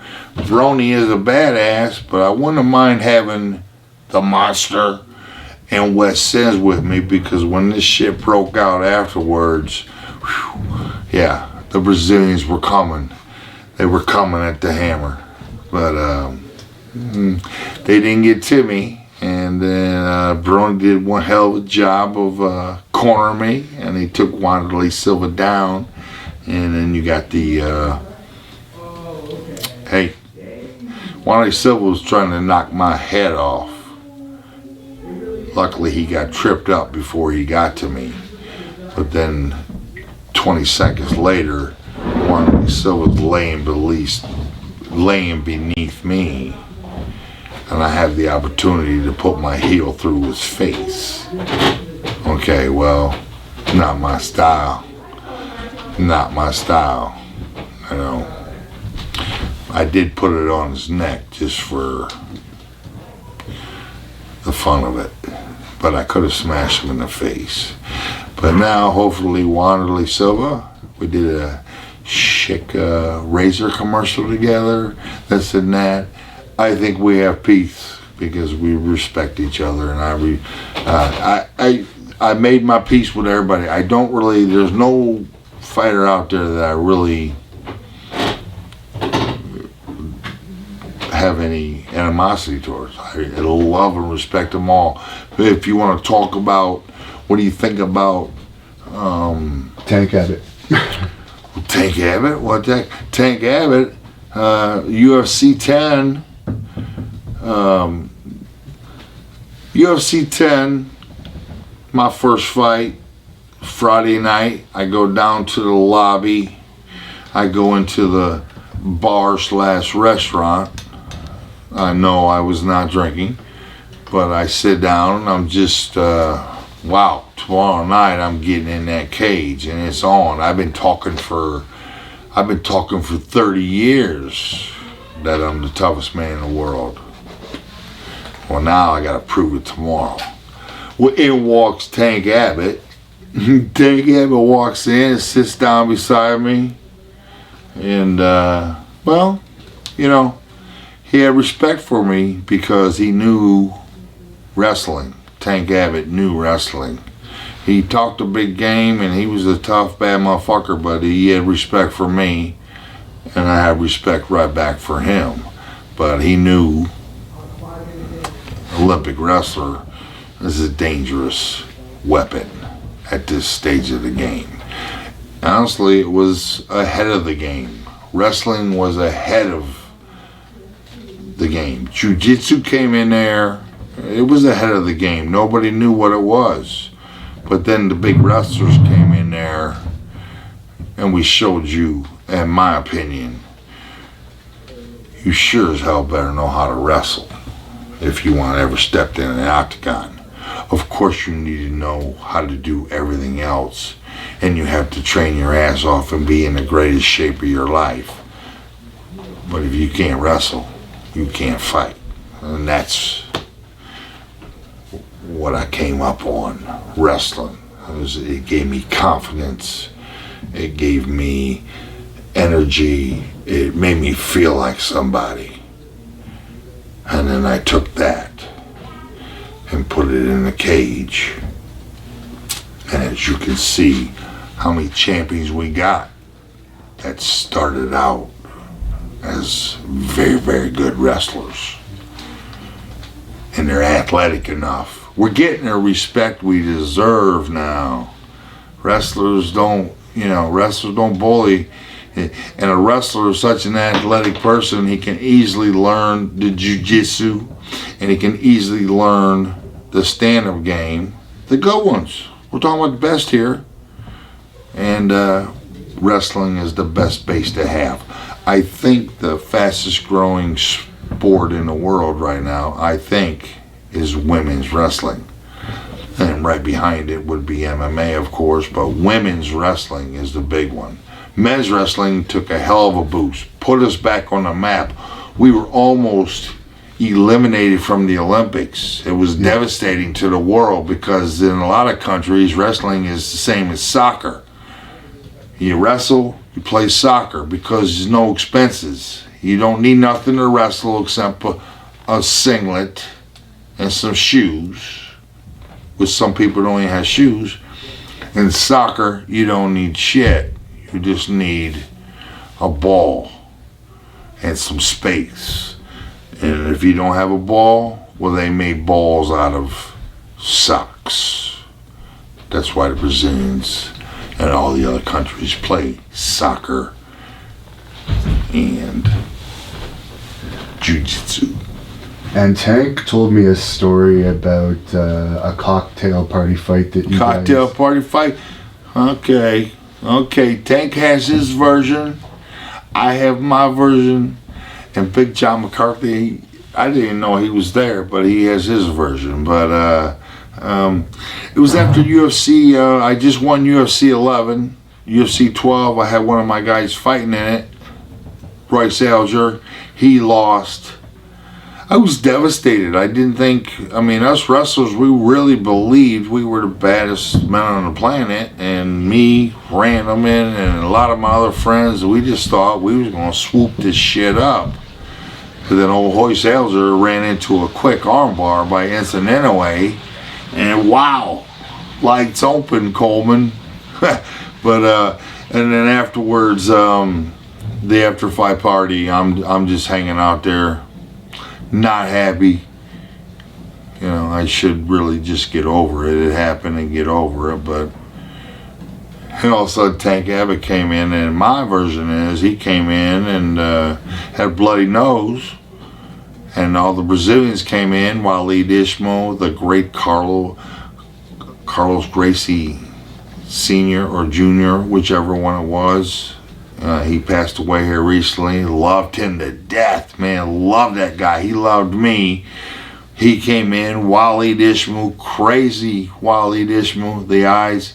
And then Belfort was there. So you had a whole group of Brazilians. Then you had Tank's whole group. And then you had me standing in the middle. And I was very confused because I liked both parties. I liked both people. And then Tank looked at me and said, he won't remember that, but he said, Coleman, you're an American. Come on. And then I thought about it, and I don't know what I did. But then Bob Meyerowitz and Big John McCarthy came in and cleared house, cleared Abbott and his crew out of there. So now I'm standing there kind of as a one-man gang, and I gotta look back at the Brazilians and hello.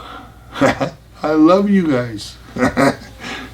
So it was it. Nothing really went that far, but what happened first is I find out Waleed Ismail did what started this whole thing is Waleed Ismail did plow Tank Abbott in the nose outside of this after-fight party.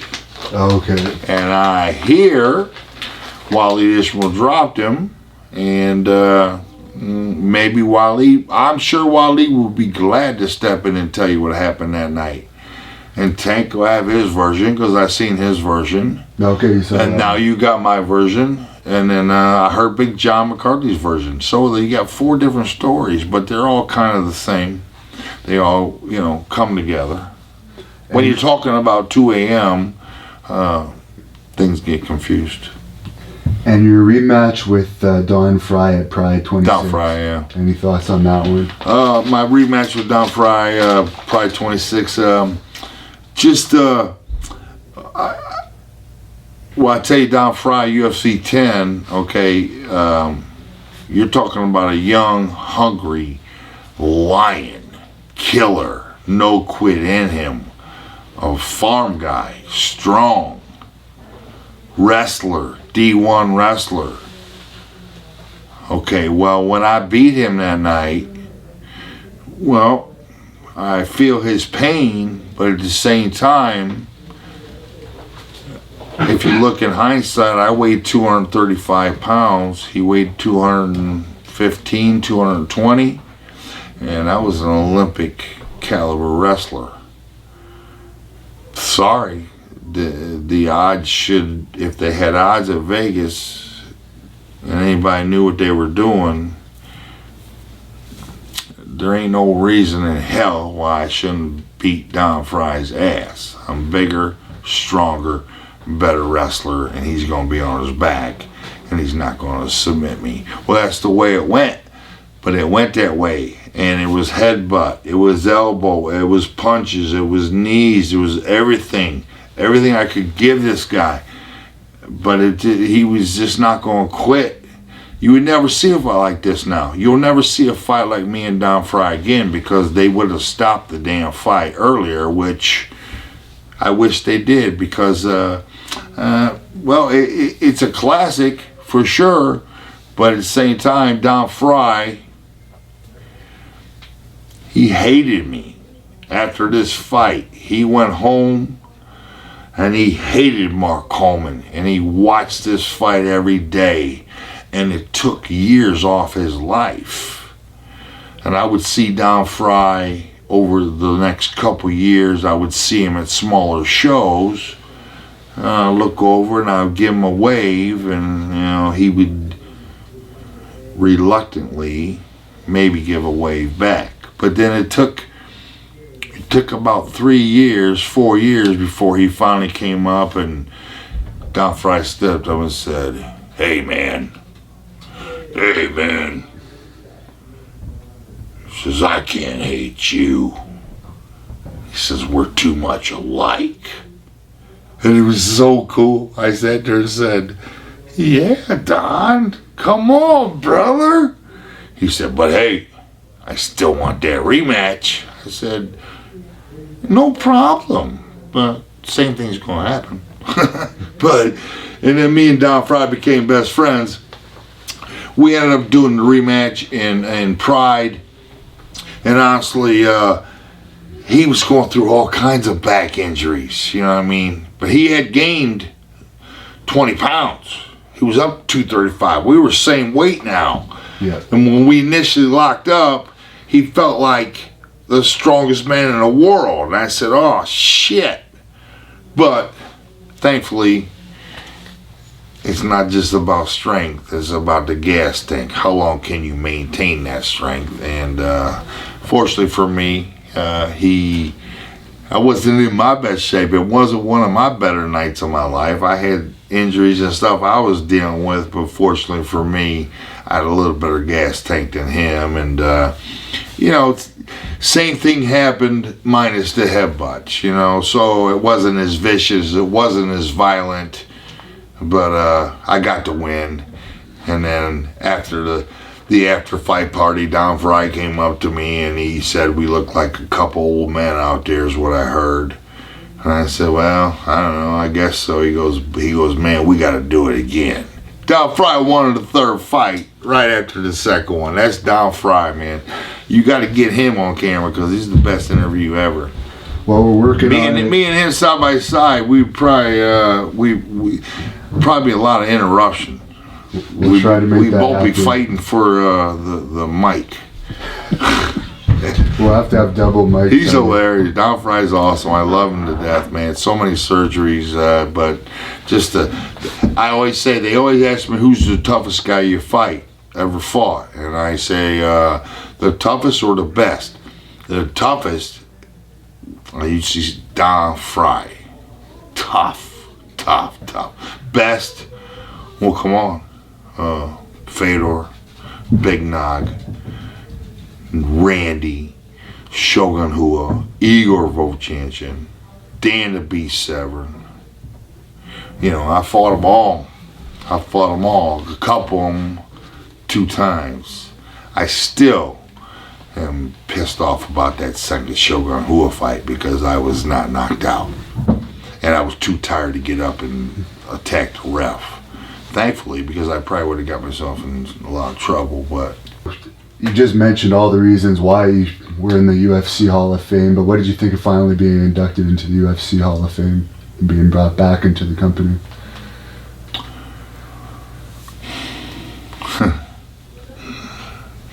Well, so I'm over fighting for Pride, and it was the last fight on my contract, Shogun Rua. And yeah, I'm looking for a little security. Let's do an extension, 3-fight extension after Shogun Rua. I was doing well in pro wrestling. Well, Pride offered me, honestly, peanuts. Not enough to even train. Are you serious? So,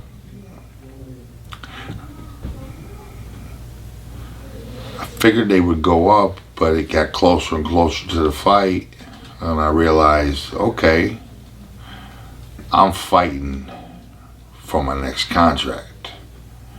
It's on the line here. If I beat Shogun Rua, I will be in the biggest, most powerful position I've ever been in as a fighter. If I lose, well, then I fight for peanuts. And I beat Shogun Rua, and I knew I had the company a little bit. They needed me now. They needed me. At the same time, because they're coming to America. Pride's coming to America, and they need me to fight Fedor, because I was the biggest American name now. But at the same time, Dana White stepped in, and he was offering me a contract to come back to the UFC, which when I got booted from the UFC originally and went over to Pride, my goal was always to get back in the UFC. But at the time, there was a 5-year span there where Pride was the show. But I always wanted to get back to America. And I'm not going to go into details, but I ended up deciding to fight Fedor for my biggest paycheck ever. But at the same time, piss Dana White off. You don't like to piss Dana White off. So next thing you know, Pride's out of nowhere. They insisted they weren't going to sell their company ever. Well, soon they sold the company to the UFC, and now Dana White has all control of me, and I don't blame him. Nice job, boss. You know, I sat for like 2 years, waiting for the UFC to offer me a fight. It never happened. But then a little bird told me, one of my good buddies started a rumor on the internet. Started a big time rumor that went pretty big, saying Coleman be inducted into the Hall of Fame in Columbus, Ohio. But it was a rumor. But everybody liked the idea so much I think Dana and Joe said, well, it wouldn't be a bad idea. But at the same time, they offered me I didn't care about, hey, UFC Hall of Fame, coolest thing ever. But at this time, that can be on hold. I am still a fighter. I mean, I still have some juice left in the tank. So, anyways, the rumors hit. Next thing you know, I get a phone call from Dana or Joe asking me if I want to be inducted into the Hall of Fame. I said, yeah, that would be great. But I'm sitting there waiting for them to say, because this is when they were putting people in the Hall of Fame, but then they were using them to fight. Yeah. So that's all I cared about. I said, yeah, that'd be great, Hall of Fame. But honestly, my fight itch was still there. I said, but, you know, and then finally they said, and would you like to fight again? I said, hell yeah. Now I do know it was Joe Silva. I said, yeah, Joe. Hell yeah. And well, I was already making my plans of cutting down to 205. I had been a heavyweight, 235. Everybody thought I was much bigger than that, but I basically was about 235, if not less. But I was already heading down. I was down to 225, which for a wrestler, I mean, that's easy, 20 pounds. I'm going to be a 205 pounder. But when they put me in the Hall of Fame, Joe said, well, yeah, we want to offer you a contract. It's not negotiable. He said, don't even try to negotiate. Here's what we're offering you. Take it or leave it. And we want you to fight Brock Lesnar. Well, I said, damn. Sounds good. But I knew I had my hands full with Brock Lesnar, only because I'm getting older and I was already heading down to 205. But I'll fight Brock Lesnar at 235, 240 pounds in my prime, and I'll beat Brock Lesnar. But this was, you know, this was late. I said, okay, you know, I didn't say no to too many fights. It wouldn't have been my first choice for opponents, because I know size matters, and Brock Lesnar is a beast. We will see him again. I think many people can beat him because the gas tank, every part's critical. Strength, wrestling, jiu-jitsu, stand-up, all of it. But the gas tank is super critical. And Brock, that's one of his, I would say that's one of his weaknesses, is his gas tank. He's a big engine. When you drive a big car, the tank empties fast. But man, God bless him, he's a superstar and he's brought a lot to the sport. The fight was made. I was supposed to fight Brock Lesnar. I'm training for him. I'm training for Brock Lesnar. I'm going to make my comeback. I'm going to see what I can do. I'm only weighing about 225. And, well, you know, maybe it was a blessing or whatever from the Lord. But in training, boom, I tear my MCL or PCL, whichever fuck it was. And, you know, I got to show proof to the UFC that I'm not just faking a freaking injury to avoid fight Brock Lesnar. So, no, there's the x-rays. It's a level 3 grade PCL tear. I ain't faking it. Ow!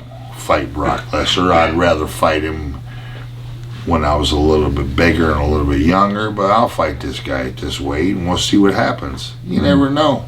He's a monster. I'm a monster. Right? Yeah, of course. But it didn't happen. And so it didn't happen. The PCL tears. I told the UFC, I called him and said, look, I just tore my fucking PCL today at practice. You know, I had the x-rays. I said, but hey, if you guys are going to cut me if I don't fight Brock Lesnar, I said, I'll fight that guy. But if you can replace me with somebody else, and it ended up being Heath Herring, who Brock, I think it was Heath Herring and Brock. Yeah. But if you guys can wait, I said, and I'm looking to go down to 205. So then they called me back, and Shogun Rua was my first fight back in the UFC after about 6 years. And that's an interesting fight in itself. Didn't have a great training camp. Did not have a great training camp. And not to make excuses, cut to 205 for the first time. I went out there, and within the first minute, I felt like I was going to die. But you know what? Dave Meltzer, big shot in the business. Dave Meltzer said after the fight, he said, fatigue makes a coward out of everyone, and it does. But then he gave me the greatest compliment. He said, somebody forgot to tell Mark Coleman, because I was exhausted against Shogun Rua, and they thought I was going to be knocked out in the first round. Well, here we are, 14 minutes into the match, and it's a close fight. Actually, I think I was leading on the card. I took him down 8 times that night. And then he finally got the knockout. He got a 3-punch combo. I wouldn't call it a fucking knockout. 3-punch combo. My legs gave out on me. I dropped to the ground. In Japan, I might have been in trouble, because if I was in Japan, Shogun Rua could have just punted me in the face. But in America, you can't kick a down man. So Shogun Rua has to come in and grab me. Well, sorry. Shogun Rua, black belt in jiu-jitsu, I'm black belt in wrestling. There was 20 seconds left, and that referee stopped that fight. That is one of my most disappointing moments ever, because I wanted to go to the decision, and I wanted to see what these judges had to say, even though everybody knows they wanted Shogun Rua to win, because he ended up knocking out Chuck Liddell. After he fought me, Shogun Rua went on to knock out Chuck Liddell. It could have been me, but it wasn't. And the fight with Couture was... Randy Couture. Yeah, it was the first time 2 UFC Hall of Famers ever fought each other. So that was another first for you. The Randy Couture fight, I left. I went to Vegas. I locked myself in my Palace Station hotel. The Fertitta brothers gave me a discount, and I put the do not disturb sign on the door, but I had only about 50 days to fight Couture. But I had 50 good days of training in Vegas. I felt great. I was using a hyperbaric chamber, which was something new, and it was being offered to me free, and they're like $250 a session. Well, I sat in this thing for an hour, almost every day, and literally, it melted the fat off me, and I felt great. I'm not gonna lie, I felt great before the Couture fight, but I did notice my weight was going down. I'm 205 pounder, but I don't want to be too small. I want to cut weight. But I was training so hard, and I was getting too close to weight, and size matters to me. I like to be the bigger, stronger man. And actually, I woke up the day of the fight weighing 207 pounds. Woke up in the morning 207 pounds.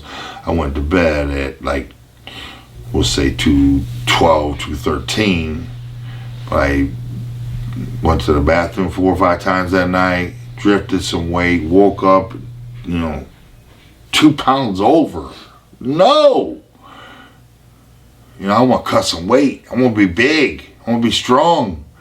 I actually had some breakfast, ate a bunch of food, got myself 10 pounds over, but really it was, people don't understand how easy it is to cut 10 pounds. How do you lose 10 pounds in an hour? Well, I mean, Google it, but it's easy. And I felt good. I felt confident.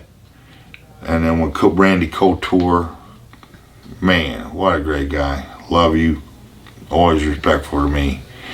When he walked in and that crowd erupted, I was feeling great. When I walked in, the crowd gave me a nice response. I felt great in there. But then when Couture came back in, he came into, I'm going to put you in a stranglehold, baby. Yeah. He came into that fucking song. And that was his game plan. He's going to choke me out. And when he came into that, the crowd erupted. And then he walked into the cage, and I watched him walk across.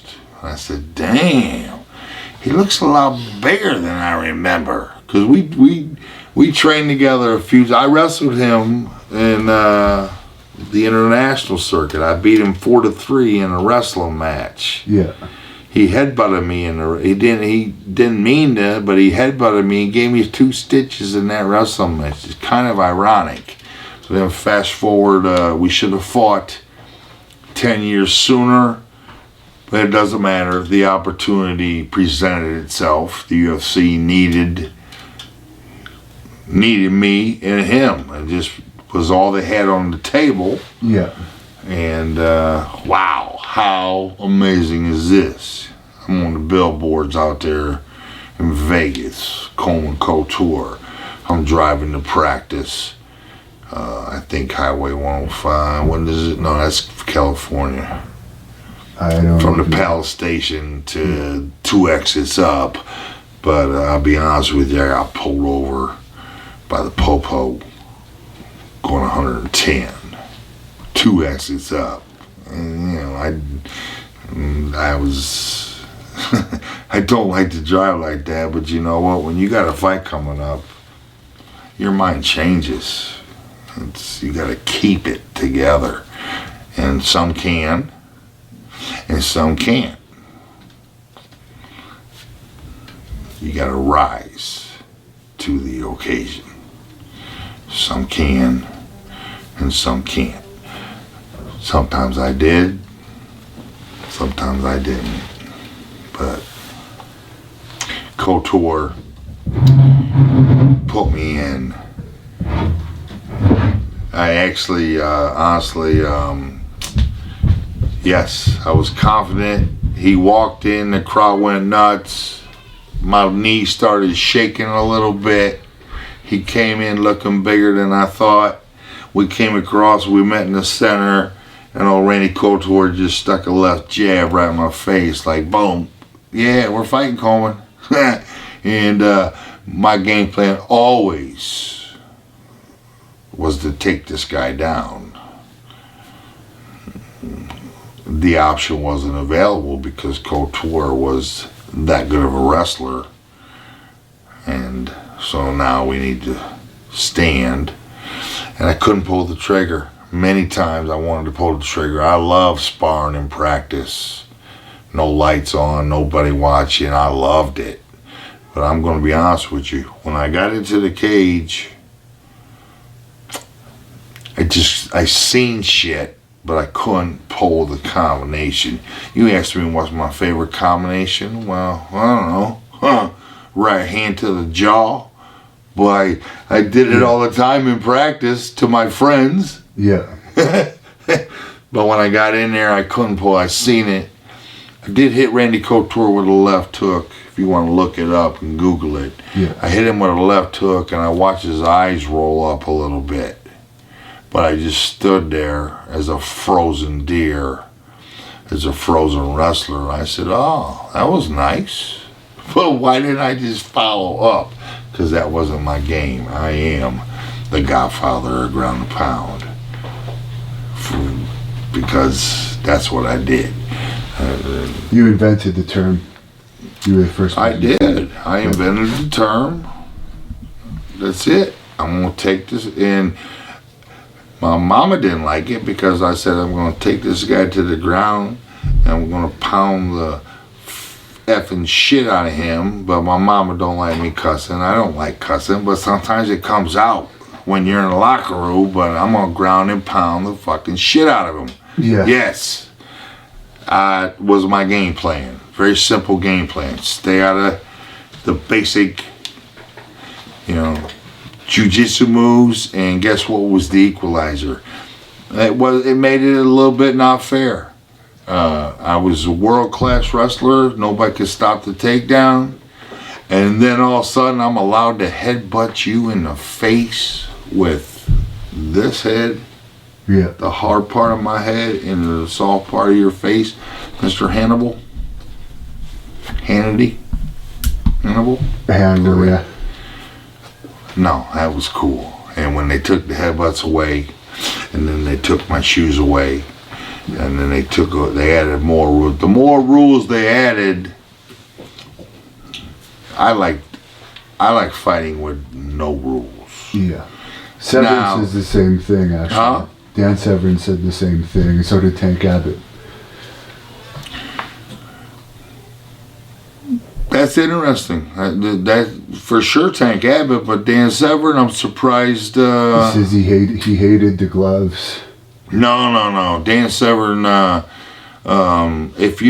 That's why Dan Severn's not the godfather of ground and pound, because he used a hell of a lot of strategy and a hell of a lot of wrestling, but he didn't pound like I did.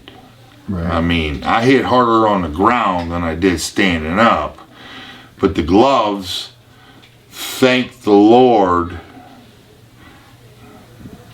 my first manager, coach, I don't like talking about him because it's a touchy situation. But I came back from after fighting Modi Hornstein. It took me like 10 or 15 punches before this man tapped. Well, I'm used to fighting on the streets, and it only takes one before a man quits. Yeah. But I came back and said, I'm taking these gloves off because they're getting in the way. Thankfully, I listened to him and kept the gloves on, because my second fight was Gary Goodrich, who's got a head of steel. Great friend of mine, God bless him. I had to hit it. I hit him so many times. And then I fought Don Frye in the finals. And I don't know, we're talking about 100 punches here. My hands were exploded. My body felt great. My face was fine. But my hands were not broken, but they felt broken. Yeah. And, well, that's a good problem to have after 3 fights in one night. It's a good problem to have. And how do you feel about Joe Rogan these days? Because I'm sure you're aware of that video. I don't know what you're explaining, but I thought it was going to go viral. But no, Joe Rogan. Hey, the first time I met Joe Rogan was UFC 12 when I was promoting me fighting Maurice Smith. My guy fought in UFC 12. I won 10, I won 11. UFC 12 was Joe Rogan's first show. And, I was a little distraught by my guy getting armbarred. And, I don't know, might have had a couple beers just to relax a little bit. But then they decided to put me on camera. And...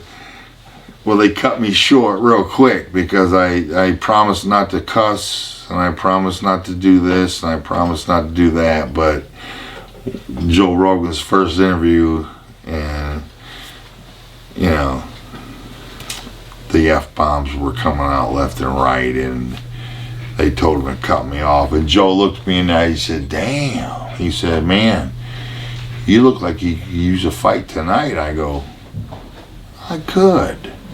And I scooped him up, and I started spinning him around in a helicopter, and Bob Meyer was pleading with me to put him down because they needed Joe Rogan to finish the show.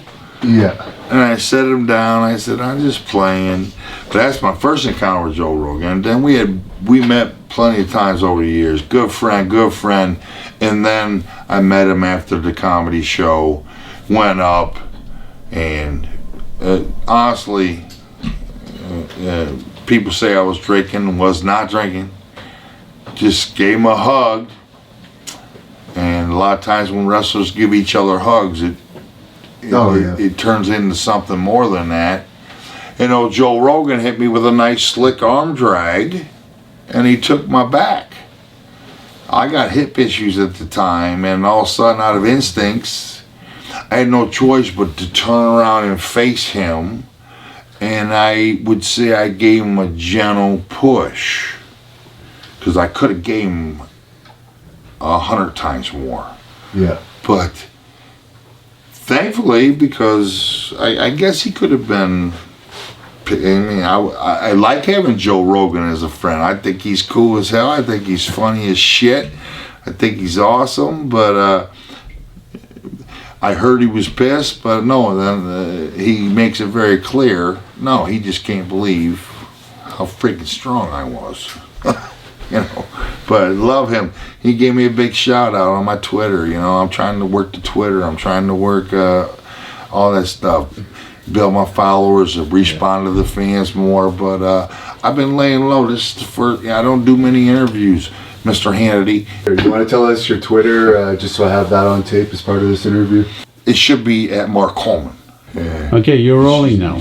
I know. You should see my oldest. Wow, monster.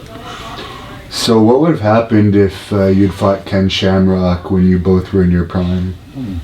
Yeah, Ken Shamrock, I wish I would have got that opportunity. Man, everybody, it's old school, but everybody says, did you ever fight Ken Shamrock? I'm like, no, but damn, I wish I did, because it would have been big. And on top of it, of course I think I would have beat Ken Shamrock's ass. You know, I don't go into a fight thinking I'm going to lose. Big name, Ken Shamrock, respect. But hey, Ken, I'm the godfather of ground and pound, not you, bro. I would have had to watch out for you. You're pretty sneaky with them submissions, but sorry. Headbutts included. I would have took Ken Shamrock down, and I would have pounded the shit out of him in his prime. Please don't take that as a disrespect to you, Ken. That's just what I think would have happened. And unfortunately it didn't. Unfortunately I didn't get to fight Tank Abbott. I would have loved that, because I would have ground and pounded the shit out of that monster. Don't get hit by his right hand. But so I lose 2 fights in a row, and man, I'm desperate for answers, because not answers. I'm on a slide. I went to the top. I'm heading down fast. I'm training in San Clemente for Pedro Hizzo, and Shamrock is in San Diego, and my manager knew him, this and that, and Shamrock said, hey, you can come up. If Coleman wants to come up, I'll help him. I'll help Coleman prepare for Pedro Hizzo. But I fully think he, everybody knew that I was a little feisty. Everybody knew he was a little feisty. So I'm in the trainer's room, and I'm pretty humbled by this point. 2 losses in a row is very humbling. I'm in the locker room getting ready for practice at the Lions Den for the first time. And Ken Shamrock turns the corner and says, I don't know this. He says, hey, Coleman. I said, yeah. He goes, look, I'll train you for this. I'll get you ready to fight Pedro Hizzo. He goes, but we're going to do things my way. And he fully expected me, which normally I might, but I just looked up and I had my Hickson Gracie face on. And I said, okay, Ken. I said, let me just finish putting my shoes on, and I'll be out to practice, and show me what to do.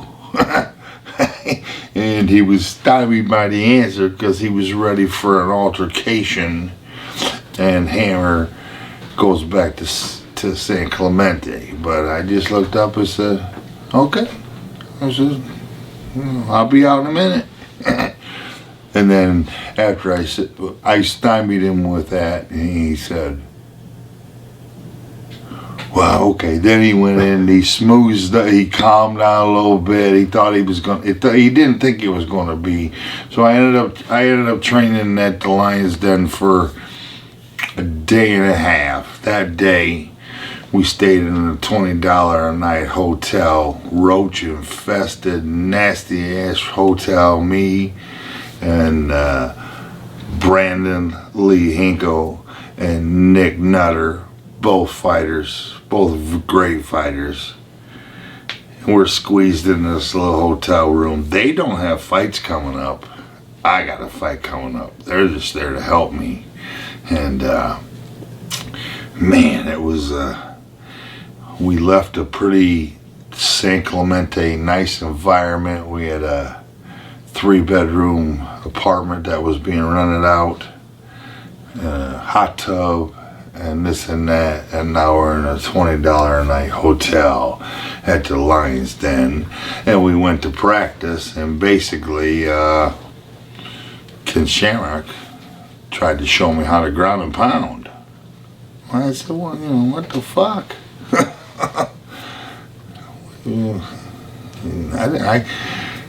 I can do this back in San Clemente. So anyways, my 2 guys that I was with that were not on vacation, but they didn't have a fight coming up. So they're out in California and it's being taken care of. Yeah, they looked at me like the second day and said, you think maybe we can just head back to San Clemente? I said, let's go.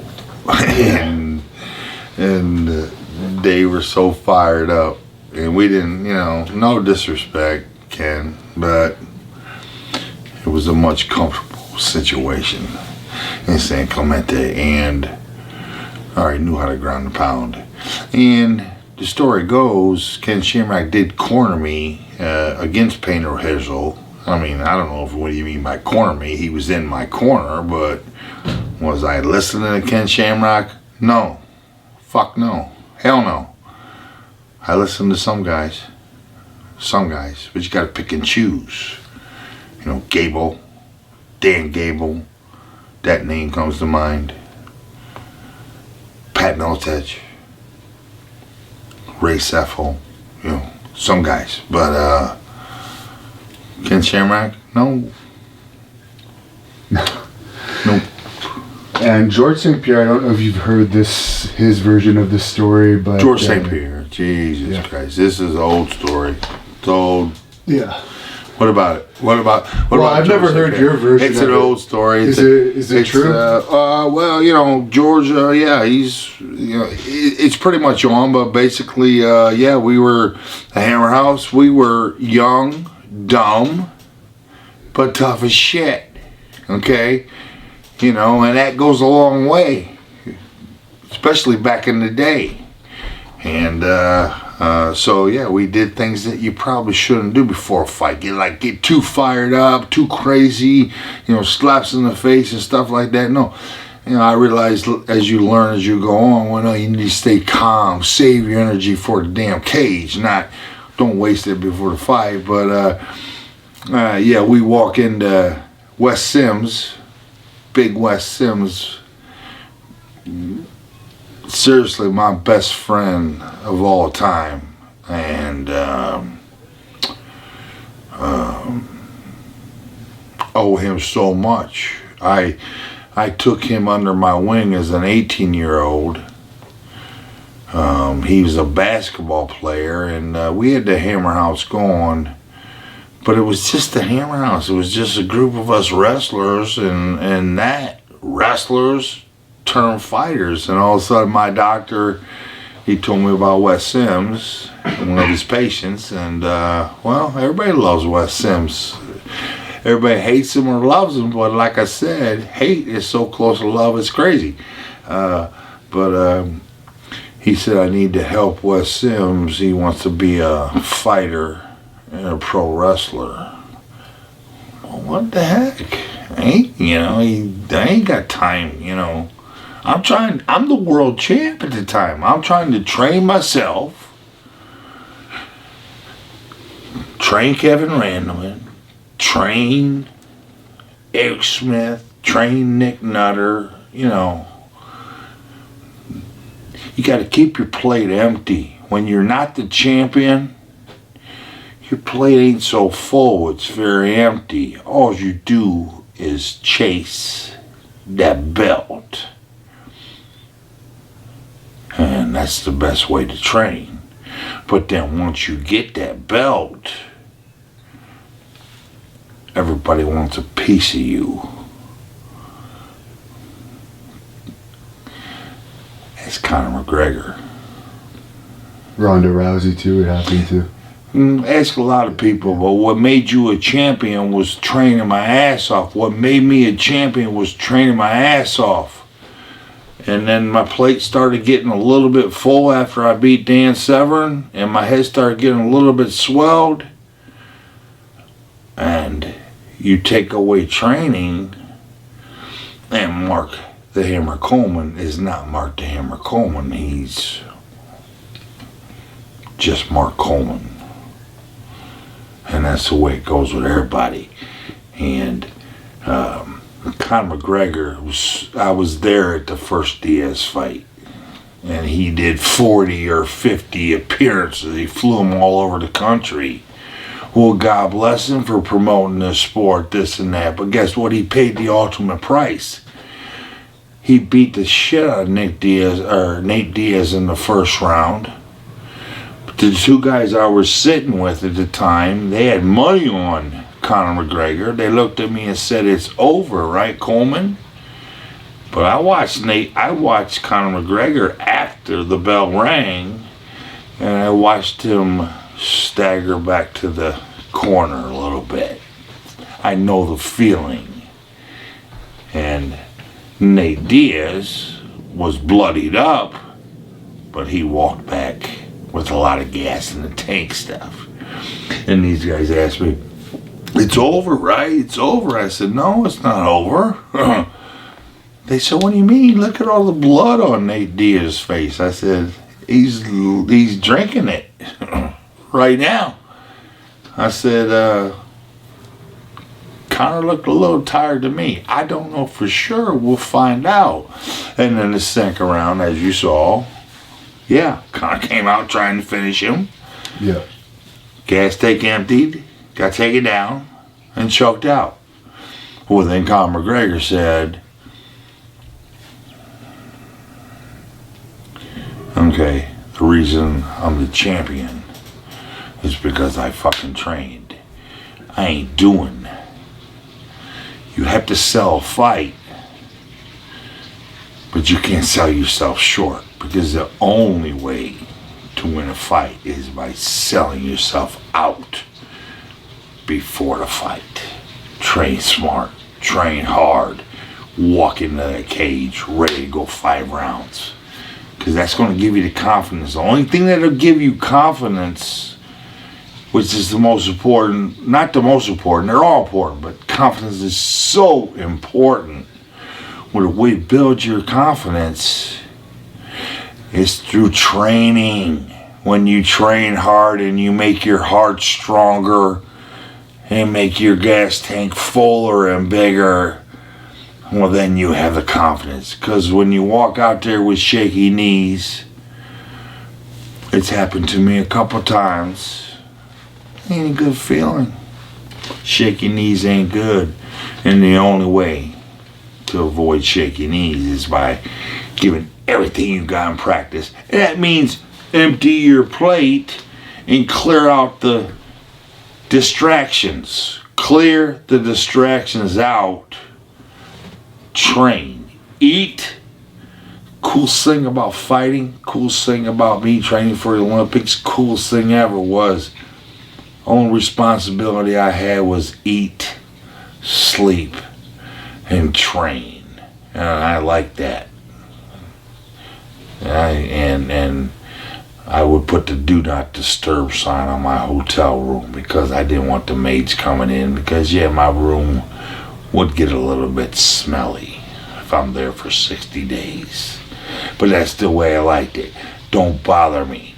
I'm eating, I'm sleeping, I'm laying in my bed, I'm reading a newspaper, and I'm waiting for the next workout. When is the next workout? Oh, it's coming so quick. Damn, it's coming quick. That's it. Eat, sleep, train. That is the best ideal situation to become a champion. But at the same time, if you don't do your homework on Twitter and you don't come up with something creative, you got to be yourself, but bring yourself out so the public knows you. They have to get to know you for something, because the bottom line is, let's face it, people want paid. We want paid. Just like an NFL player, just like a basketball player, just like do hockey players want paid? I think they make a hell of a lot of money. Hey, by the way, I love hockey. Yeah. I love hockey. The Blue Jackets, damn, we'll get it together. One of these days, soon, tough market. But want paid, but to get paid, winning is the best way to get more pay. But at the same time, if you win and you're boring and you have nothing else to offer, unfortunately, it's going to cost you money. You have to be able to excite the crowd, entertain the crowd, and all this and that. And personally, I love my fans. The only time I would never say no to signing an autograph. But there were times where I'm running late for a fight, and sometimes you just have to say, I gotta get to they're waiting for me down there. You know what I mean? Sometimes you gotta say no, but I love the fans. I respect them. I appreciate them, and I don't just sign the autograph and tell them to beat it. I like to get to know as many as I can. And if it takes a little longer than the promoter wants, well, too bad, because I'm going to treat everybody the same way that I would want to be treated. And on that subject, I'll touch on this now so we have it on tape. If someone wants to book you for an appearance or an autograph convention, is there a way that they can get a hold of you? Well, I mean, I need to be booked. I need to get busy, and I've done many bookings, and like I said, when I do these bookings, I feel great. I go to a small show, and it's not about ego, but no, somebody wants to come up and take a picture with me. What the heck? How cool is that? But then at the same time, my belts do turn people's heads, but then they come over and see the belts, but then they get to meet the person, and I'm real. I'm no better than anybody in this world, no worse than anybody in this world. But if I can get some little kid or whoever in line and they want to meet me, and I'm getting paid to be there, coming from a wrestling background, this shit didn't happen. And now somebody pays me to fly in and sign autographs and meet people. Are you kidding me? How cool is that? But then when I do meet somebody, and when this promoter does bring me in, I'm going, like I'm doing with you right now, I'm trying to give you a great interview, because You came out of your way to come here. I haven't given many interviews. I decided to give Mr. Hannibal Lecter, Hannity. I'll take that as a compliment because I know you're a fan of Hannity. Well, I am a fan of Hannity, but you know, I'm going to try to. But when I do these appearances, no, I'm going to treat every kid. I'm going to meet them, and I'm going to tell them. You know, I had the Pride Grand Prix belt, and I took it to my shows to meet these small shows, and I'd let little kids hold it, and they would hold it, and I'd take a picture with them, and it got scratched up a little bit, and one kid dropped it, and it broke one of the fake rubies that was in it or whatever. And I took it back to Japan, and the Japanese are so precise. They're so... I showed them the belt, and it looked fine to me. A little chip in this ruby here, a couple scratches here. They looked at me, and they said, "Oh, my God, what happened to it?" I said, "What are you talking about?" You know? They want me, you know, I'm not the type of guy, my pride belt ain't hanging up there. You know, yeah. It's actually right now, I'm not even sure where it's at, but it's somewhere down here. it's well, I mean, it's somewhere safe. You gotta keep an eye on that sucker. But I'm saying it ain't my baby. I have babies, you know what I mean. But it's my baby. But it's a baby that you can kind of squeeze into a bag. And when you travel, how you gonna travel on an airplane with a belt like that? You know. You gotta have, most people have a case or they don't take it with them. No. I just wrap it in my t-shirt. I fold it up, wrap it in the t-shirt, shove it in my little duffel bag, and it fits right in the overhead.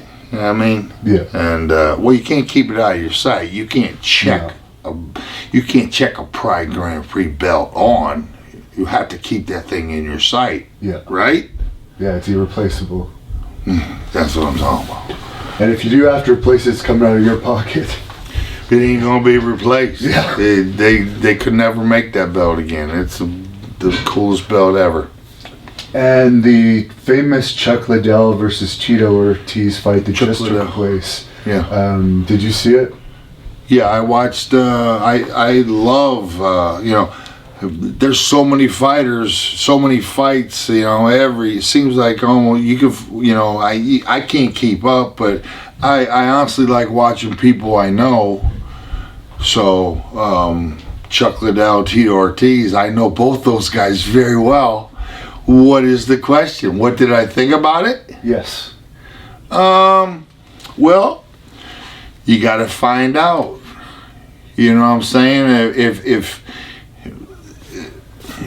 the plug wasn't pulled on me, and honestly the hip replacement kind of just ended my career. There's no even testing the waters. But Chuck Liddell, on the other hand, his body's still in one piece. And you never forget. You never can replace, in my opinion, you can never replace the feeling. There's a lot of things that feel pretty good, but let me tell you what, man, Chuck Liddell knocking somebody out with that left hook. Okay, well, you don't ever forget that, and as time goes by, you still think about it. I think a lot of fighters, maybe 80%, that's saying a lot, well, they struggle with what to do after fighting. You know, it's getting better now because the sport's so big and everybody has so many opportunities, but the old school guys, me and all my boys, all my buddies, I love and respect them all. I have no hate towards any of them. Tito Ortiz, love you, bro. You know, gonna have your conflicts, but Dana White, like he says, you gotta prepare for after the bell rings. I'm talking when the big bell rings and you're done, career over. What are you gonna do now? And if you didn't prepare for it, it can be a battle, a struggle, sad. Not complaining here, but man, I miss it. I fucking miss it. I miss it. It was the coolest thing ever. Wrestling was so close second. Football, high school football was so close third. Baseball, I loved baseball because it's the one sport you didn't have. I mean, I don't want these baseball players. You didn't have to be 100% in shape cardio. You know, you had to be in good shape, of course, but miss it. But fighting, it's irreplaceable. You gotta find a peace. You gotta find a peace. And, you know, now, you know, we have to have the concussion. I don't even know if you guys would even think about covering the concussion thing. But it's obviously become a major player in every sport for a reason, because it's real. You know, the brain's pretty important piece of your body. Chin's pretty important too. Actually, the whole body's pretty important. You know what I mean? But chin, brain, Yeah. you know, and some private areas. Very important. The whole body's important, but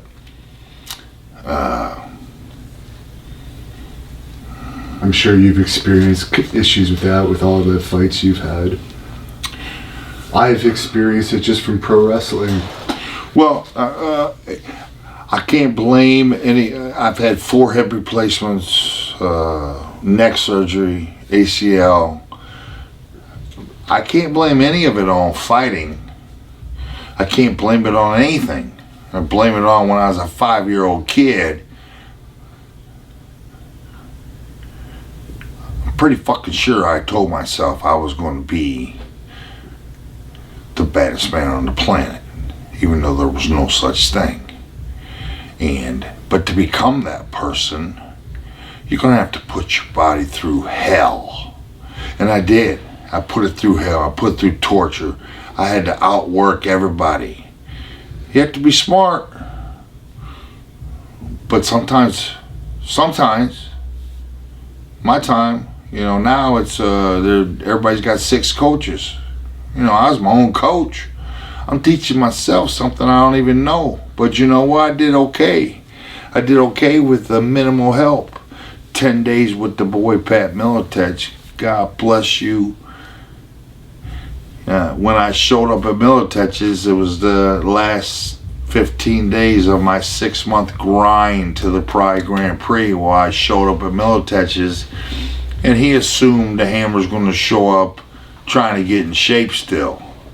But no, for once, I was in shape when I got to somebody's place, and they didn't have to work on my cardio. They had to work on how we can improve what this guy's got.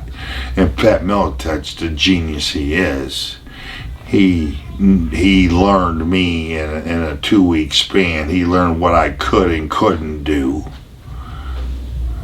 And I didn't even realize I was listening to him, because I don't listen. I was called uncoachable a lot of times.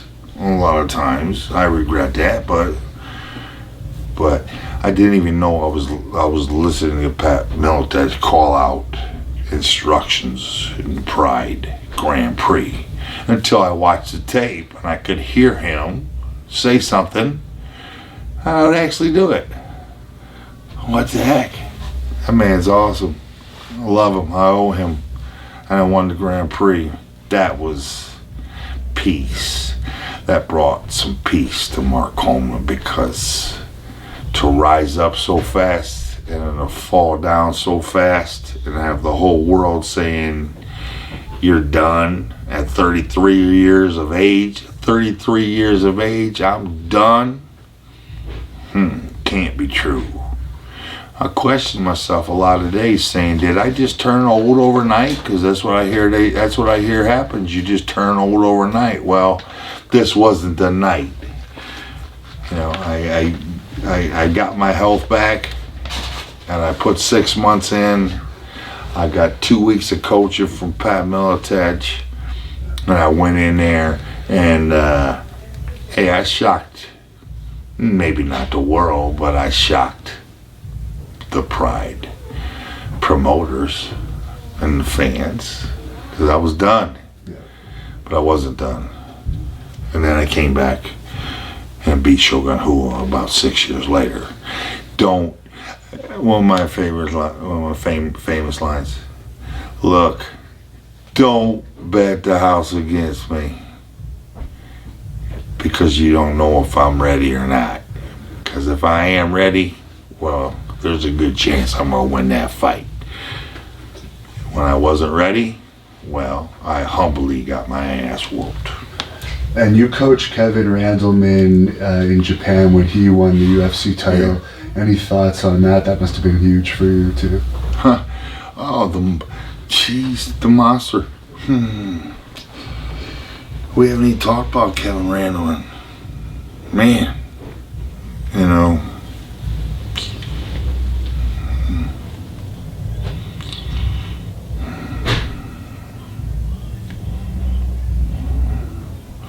Yeah, we went through a lot together, me and the monster.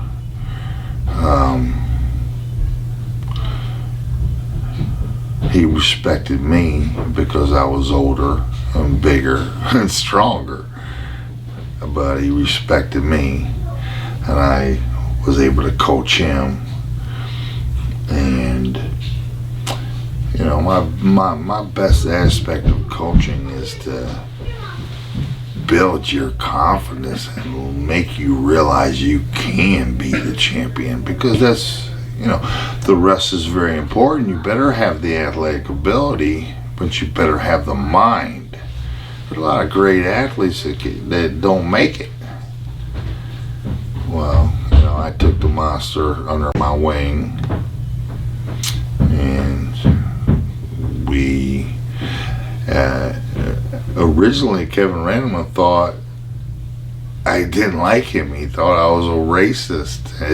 His first year at Ohio State as a little freshman was my first year coaching, and I walked into the room and had a pair of sunglasses on. Why? I don't know, but I did. And I walked through, and I didn't know Kevin Randleman at all. I just knew he was a top recruit of ours that I had never met yet. And then 3 months passed, 2 months passed at Ohio State, and me and Kevin, we hardly ever talked. But then one day, after spring break, I looked at Randleman, and he's walking by. We're in the weight room, and I said, "Hey, you want to train with me today?" And I didn't know that. I didn't even know he had an issue with me. You know what I mean? Or not an issue. I didn't know he had these thoughts about me. And he said, "Huh?" And then we went through a Hammer House weight training session where the whole rest of the wrestling team was watching, and they're learning, because I had a lot of followers. You know, I was old school, stack that rack as high as you can, and I wasn't a technique man.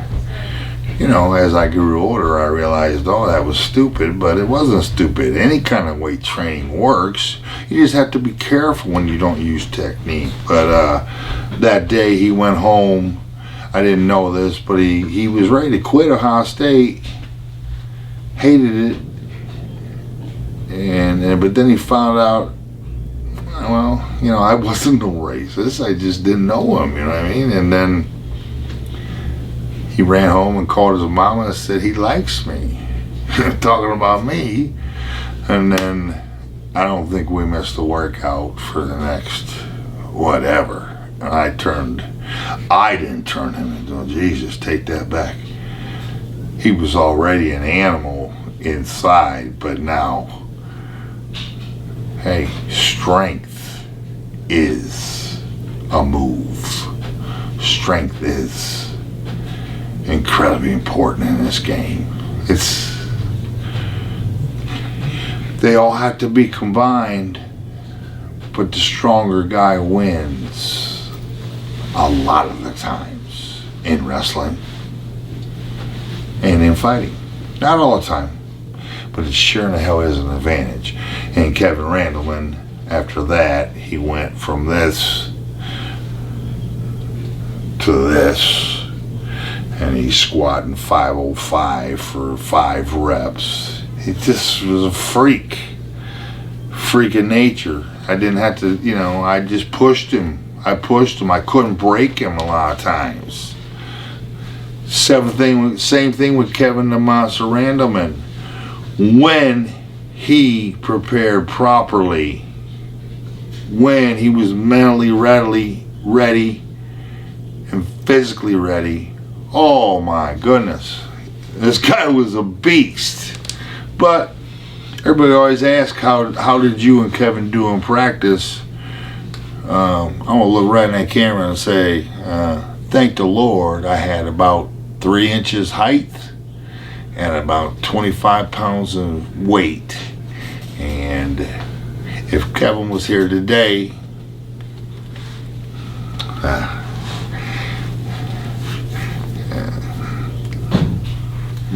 I whooped his ass.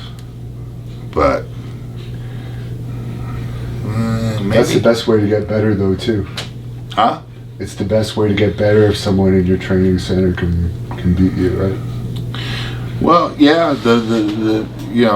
I don't want to take any credit for Kevin Randleman, but me whooping his butt on a regular basis and made the next guy feel weaker, easier, and in my prime, come on, I was one of the best in the world. And size does matter. So don't get me wrong, the monster was a beast, but our training sessions, I enjoyed them because I won. Kevin didn't enjoy them that much. He did, but not till later that night. He was pissed off at practice a few times, but hey, I'm there to. I took practice as serious as I did a fight. I mean, I didn't like giving up takedowns. I didn't give up takedowns to anybody. Hardly anybody ever took me down in my little group. Only times I got taken down was when we went to world training camps. But at Ohio State, I was the man, and I ain't letting nobody take me down. Kevin Randleman, Rex Holman, Nick Nutter. The list goes on and on. Gave up a few here and there, but I like pitching shutouts. I don't like handing out a free takedown. So if Kevin Randleman was going to take me down, he was going to have to earn it. Did Tough 19, which we didn't talk about, but Tough 19, it was probably one of the coolest 6 weeks of my life. BJ Penn, Jason Perillo, Mark Coleman, and Chuck's so-called founder. He's Hackelman. You know Hackelman? I don't, but whatever. Yeah, he paints his toenail black. But yeah, if you want to tell that. That was fucking incredible. I get there and BJ's an airhead. I just had hip replacement 6 months later, and all of a sudden BJ calls me on a Friday. He says, "Hey man, can you be my wrestling coach?" He's fighting Frankie Edgar. And he's an airhead like me. Airhead. I said, "Well, what do you mean, man? I just had this hip replacement and I'm just scared. You know what I mean? How can you be a wrestling coach without... Wrestling coaches have to have hands-on because you have to prove to these fuckers that are just doing the smallest thing wrong and looking at you saying it don't work. And you're saying you're doing it wrong. So then you get on and you show them." But I'm like, oh, fuck, man. Wrestling coach like this? Because I didn't think I was going to be able to do nothing. But I get out there. And this is a great story, man, because I'm scared, man. I said, BJ, I said, fuck, I got to leave Monday. It was Friday night. I got to leave Sunday. I said, what the fuck, BJ? I got kids, but I can't turn this down. It's an awesome opportunity for me. We get out there. I'm scared, man. I'm scared. And all of a sudden, I'm walking into the gym. And all of a sudden, I walk through the doors. And I'm like, whatever. And all of a sudden, I kind of look up, and one of the first fucking things I see was the UFC Hall of Fame wall. And they had a fucking huge picture of me on that wall, and I just said, that's fucking pretty cool. And I stood up a little straighter, and I looked around, and I realized all the youngsters that I'm going to be coaching are up here, and they're all like, oh, Mark Coleman's here. I just got more and more energy. But then it came time to pick the fighters, and we watched 16 fights, and I seen 5 fucking dudes that were Division I or Division II collegiate wrestlers, right? Who won? So BJ has to pick, Frankie Edgar has to pick, right? Frankie Edgar's a wrestler. BJ Penn's a jiu-jitsu airhead, cool as fuck, but so after the 16 fights, we go in and you know, the Brazilian guy, I forget his name, Panaharis or something like that, he's like giving BJ exact details on every guy. BJ's only got 5 minutes to absorb anything, and BJ's an airhead, in and out. I just looked at BJ, I said, BJ, listen, get me a couple of them fucking wrestlers, please. Just get me a couple of them wrestlers. There are 5 of them. The big black guy, 2 big black guys, and this guy. Oh, Frankie Air went out there, picked first. Boom, he snatched up the big black wrestler first round. Okay, BJ picks some martial arts guy, tough guy. Okay. Frankie takes another one, second. Okay, BJ, give me one of them wrestlers, man. There's 3 or 4 left. Nothing. Frankie got all 5 of them motherfucking collegiate wrestlers, and I'm on the blue team.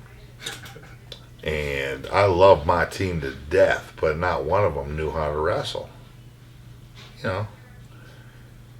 What the fuck, BJ? I said, what the fuck? You know, let's just smoke a joint, Coleman. You know what I mean? You know, they whooped our ass. I knew we were going to get whooped. It was one of the worst tough shows ever. We had nobody in the finals. All 4 guys in the finals were from the red team. Yeah. We got killed. Yeah. But I love my boys. And they love me. They love me so much, because I just kept preaching wrestling. And I finally, by like day 3, I said, BJ, man, when in the fuck are we going to wrestle? Yeah. When are we going to wrestle? We're just sparring and doing this. One of these guys going to wrestle, because I know them guys over there are wrestling. Yeah. Oh, tomorrow, I promise, Coleman. And I said, okay, well, announce it. Tell them if they got shoes to bring their fucking wrestling shoes in. Because they come in, 3 5-minute live wrestling matches. Yeah. With about 20 minutes of drilling, and then 3 5-minute live wrestling matches. Usually after the practice, these boys would go do some extra work back here, this and that. What, just 3 5-minute wrestling matches. These motherfuckers scooped their shit up, and they walked back to the locker room. They took their shower, and they went home, and they fucking went to bed. And they showed up the next day, practice.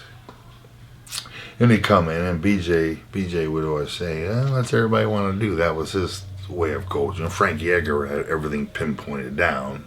There's 2 ways to coach. What do you guys feel like doing? And everybody would say, I want to hit the pads, you know, this and that. I want to do this. And I said, well, don't anybody want to wrestle? And he just looked at me and said, oh, coach, man, we're so fucking sore. We're so sore. I said, well, why do you think that is, you fucks? You know, I didn't say it like that, but I said, well, why do you think that? Don't you think we maybe should do it more often? Because when you fight this red team, they're going to be wrestling you. Yeah. And they whooped our ass. But is it true, like, this is on the internet, and I wasn't even going to ask you this, but since you brought up BJ Penn, it says on the internet that you consider him your hero. Is that true, or is that... BJ Penn? Yeah. Well, I don't know. I use the term hero loosely. You know what I mean? I use it loosely, and I may have called him my hero or not, but because it's on Wikipedia. Just so you know, on your official biography online, it says BJ Penn is your hero. Okay. No. My daddy's my hero. My daddy's my hero. I love BJ Penn to death, but he ain't my hero. Okay. No, I mean, losing turn. I got a lot of heroes, you know, but hero's too loose. Yeah. Hero, superhero, my daddy. The first thing comes to my mind. Yeah. And then number 2, right now, I can't think of number 2. But BJ Penn, I love him to death, but I got to get that changed. You can finish what you're going to say about Tank. I so wish Tank Abbott, UFC 11, you're fighting Scott fucking Ferozzo in the semifinals. I'm in the back room waiting for the winner. And you two motherfuckers, I hate cussing, man. You gotta beat those out because my mom don't like it. I don't like cuss. But I got the winner of you and 400-pound, 375-pound Scott Ferozzo. Tank Abbott, Mark Coleman has the winner. And I'm sitting out back, and I wanted to go a little bit along. I gotta, I have much respect for both of you two guys, so I want you to wear each other out. But what the heck? I didn't want you to wear each other out for 20 minutes because you both couldn't advance. Hey, has there ever been a UFC champion by forfeit? Nobody in the fucking finals. Nobody. They went to, Ferozzo went to the hospital. Tank, you were back there alive and kicking, pissed off, very pissed off because, you were tired. But they offered you to fight me, and you, hey, let's be real. I wouldn't have fought me that night if I was you. You were exhausted. Okay, so then they go to the alternate. I forget his name, Brazilian guy, and he says no. He broke his hand out of nowhere. And then they say, Coleman, how about Don Frye? I said, what the fuck you mean, Don Frye? I beat Don Frye in UFC 10 finals. He's sitting in the stands watching from the front row, drinking whatever he drinks. But Don Frye said, I'll fight Coleman right now. I said, okay. But then the UFC decided against it. I wish that would have been great. Abbott would have been great. But then they told me and Random to go out there and put on a wrestling exhibition, which the first suplex was also cool. But no, they wanted to see punches, and it's my best friend. But Randleman, I ain't gonna lie, he told me before he walked out there, he goes, hit me, man. Hit me hard. But I couldn't do it. My boy. But that sucked. UFC 11 finals champion. Me. Opponent. Nobody. Not cool for the fans. Sorry. Because I was ready to roll, baby. I was ready to roll. I wanted to take Abbott or Scott Ferozzo. Both good guys. They also fought on the streets, you know. Ferozzo Abbott have fought on the streets in Ohio, hidden Kimbo Slice type deal. Yeah. I got the inside scoop. Pretty fascinating story. Depends on who you ask, but I think Tank won. And you told me earlier you had a story about Tito Ortiz. Tito Ortiz? Yeah. Tito, everybody wants to fight Tito. That's because he built himself up to that level. Being called out is a compliment, so I was probably one of the guys that I didn't have to call him out, but they lined us up. tore my knee, fight canceled, and Twitter, Instagram, Tito posted that Mark Coleman's a sissy. Okay, well, I'm still sleeping because I am a bat. I'm a late nighter. I don't like the mornings. But my phone started ringing, and my manager had responded to him calling me a sissy, talking shit about his wife and kids and all this and that. Oh no, I got nothing to do with that. Tito Ortiz, I'll call you a punk ass douchebag, but I'm never going to talk about nobody's wife and family. I have no right to do that. Had nothing to do with it. But Tito did feel like I had something to do with it. My manager responded to it on this stupid ass internet. I didn't know nothing about it, but he still thought I had something to do with it. But we had to do a four-way, me, Randy Couture, Tito Ortiz, and somebody else with Jay Glazer. Just something we had to do out somewhere. And it'll be the first time I see him since, this shit came out. And there he is getting the makeup put on. And I said, fuck it. I'm going to go up and clear this matter up. And he looked over, and old Tito Ortiz looked over, and he was not expecting to see my face, but he see me, and oh yeah, he made a mean looking face at me. He was not happy. You don't talk about a man's wife and kids. That's garbage. I mean, religion, all that shit. I don't know. You got to promote a fight, but you got to be careful. But I didn't say nothing about his wife or his kids. For sure.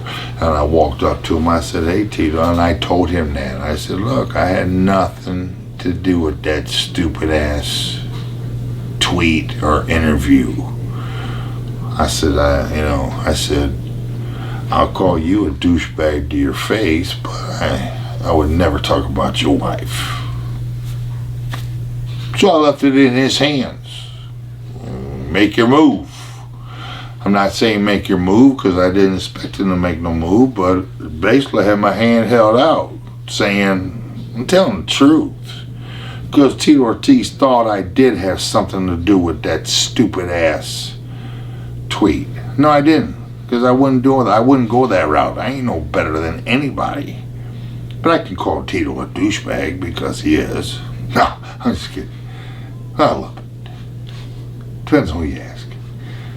But no, he looked over and he thought about it for a second, and then he put his hand out. We shook hands, and we went and did our little 4-man podcast with Jay Glazer, and that's it. I don't have no problems with I don't know if people have problems with me, but as far as I know, as far as my feelings are, I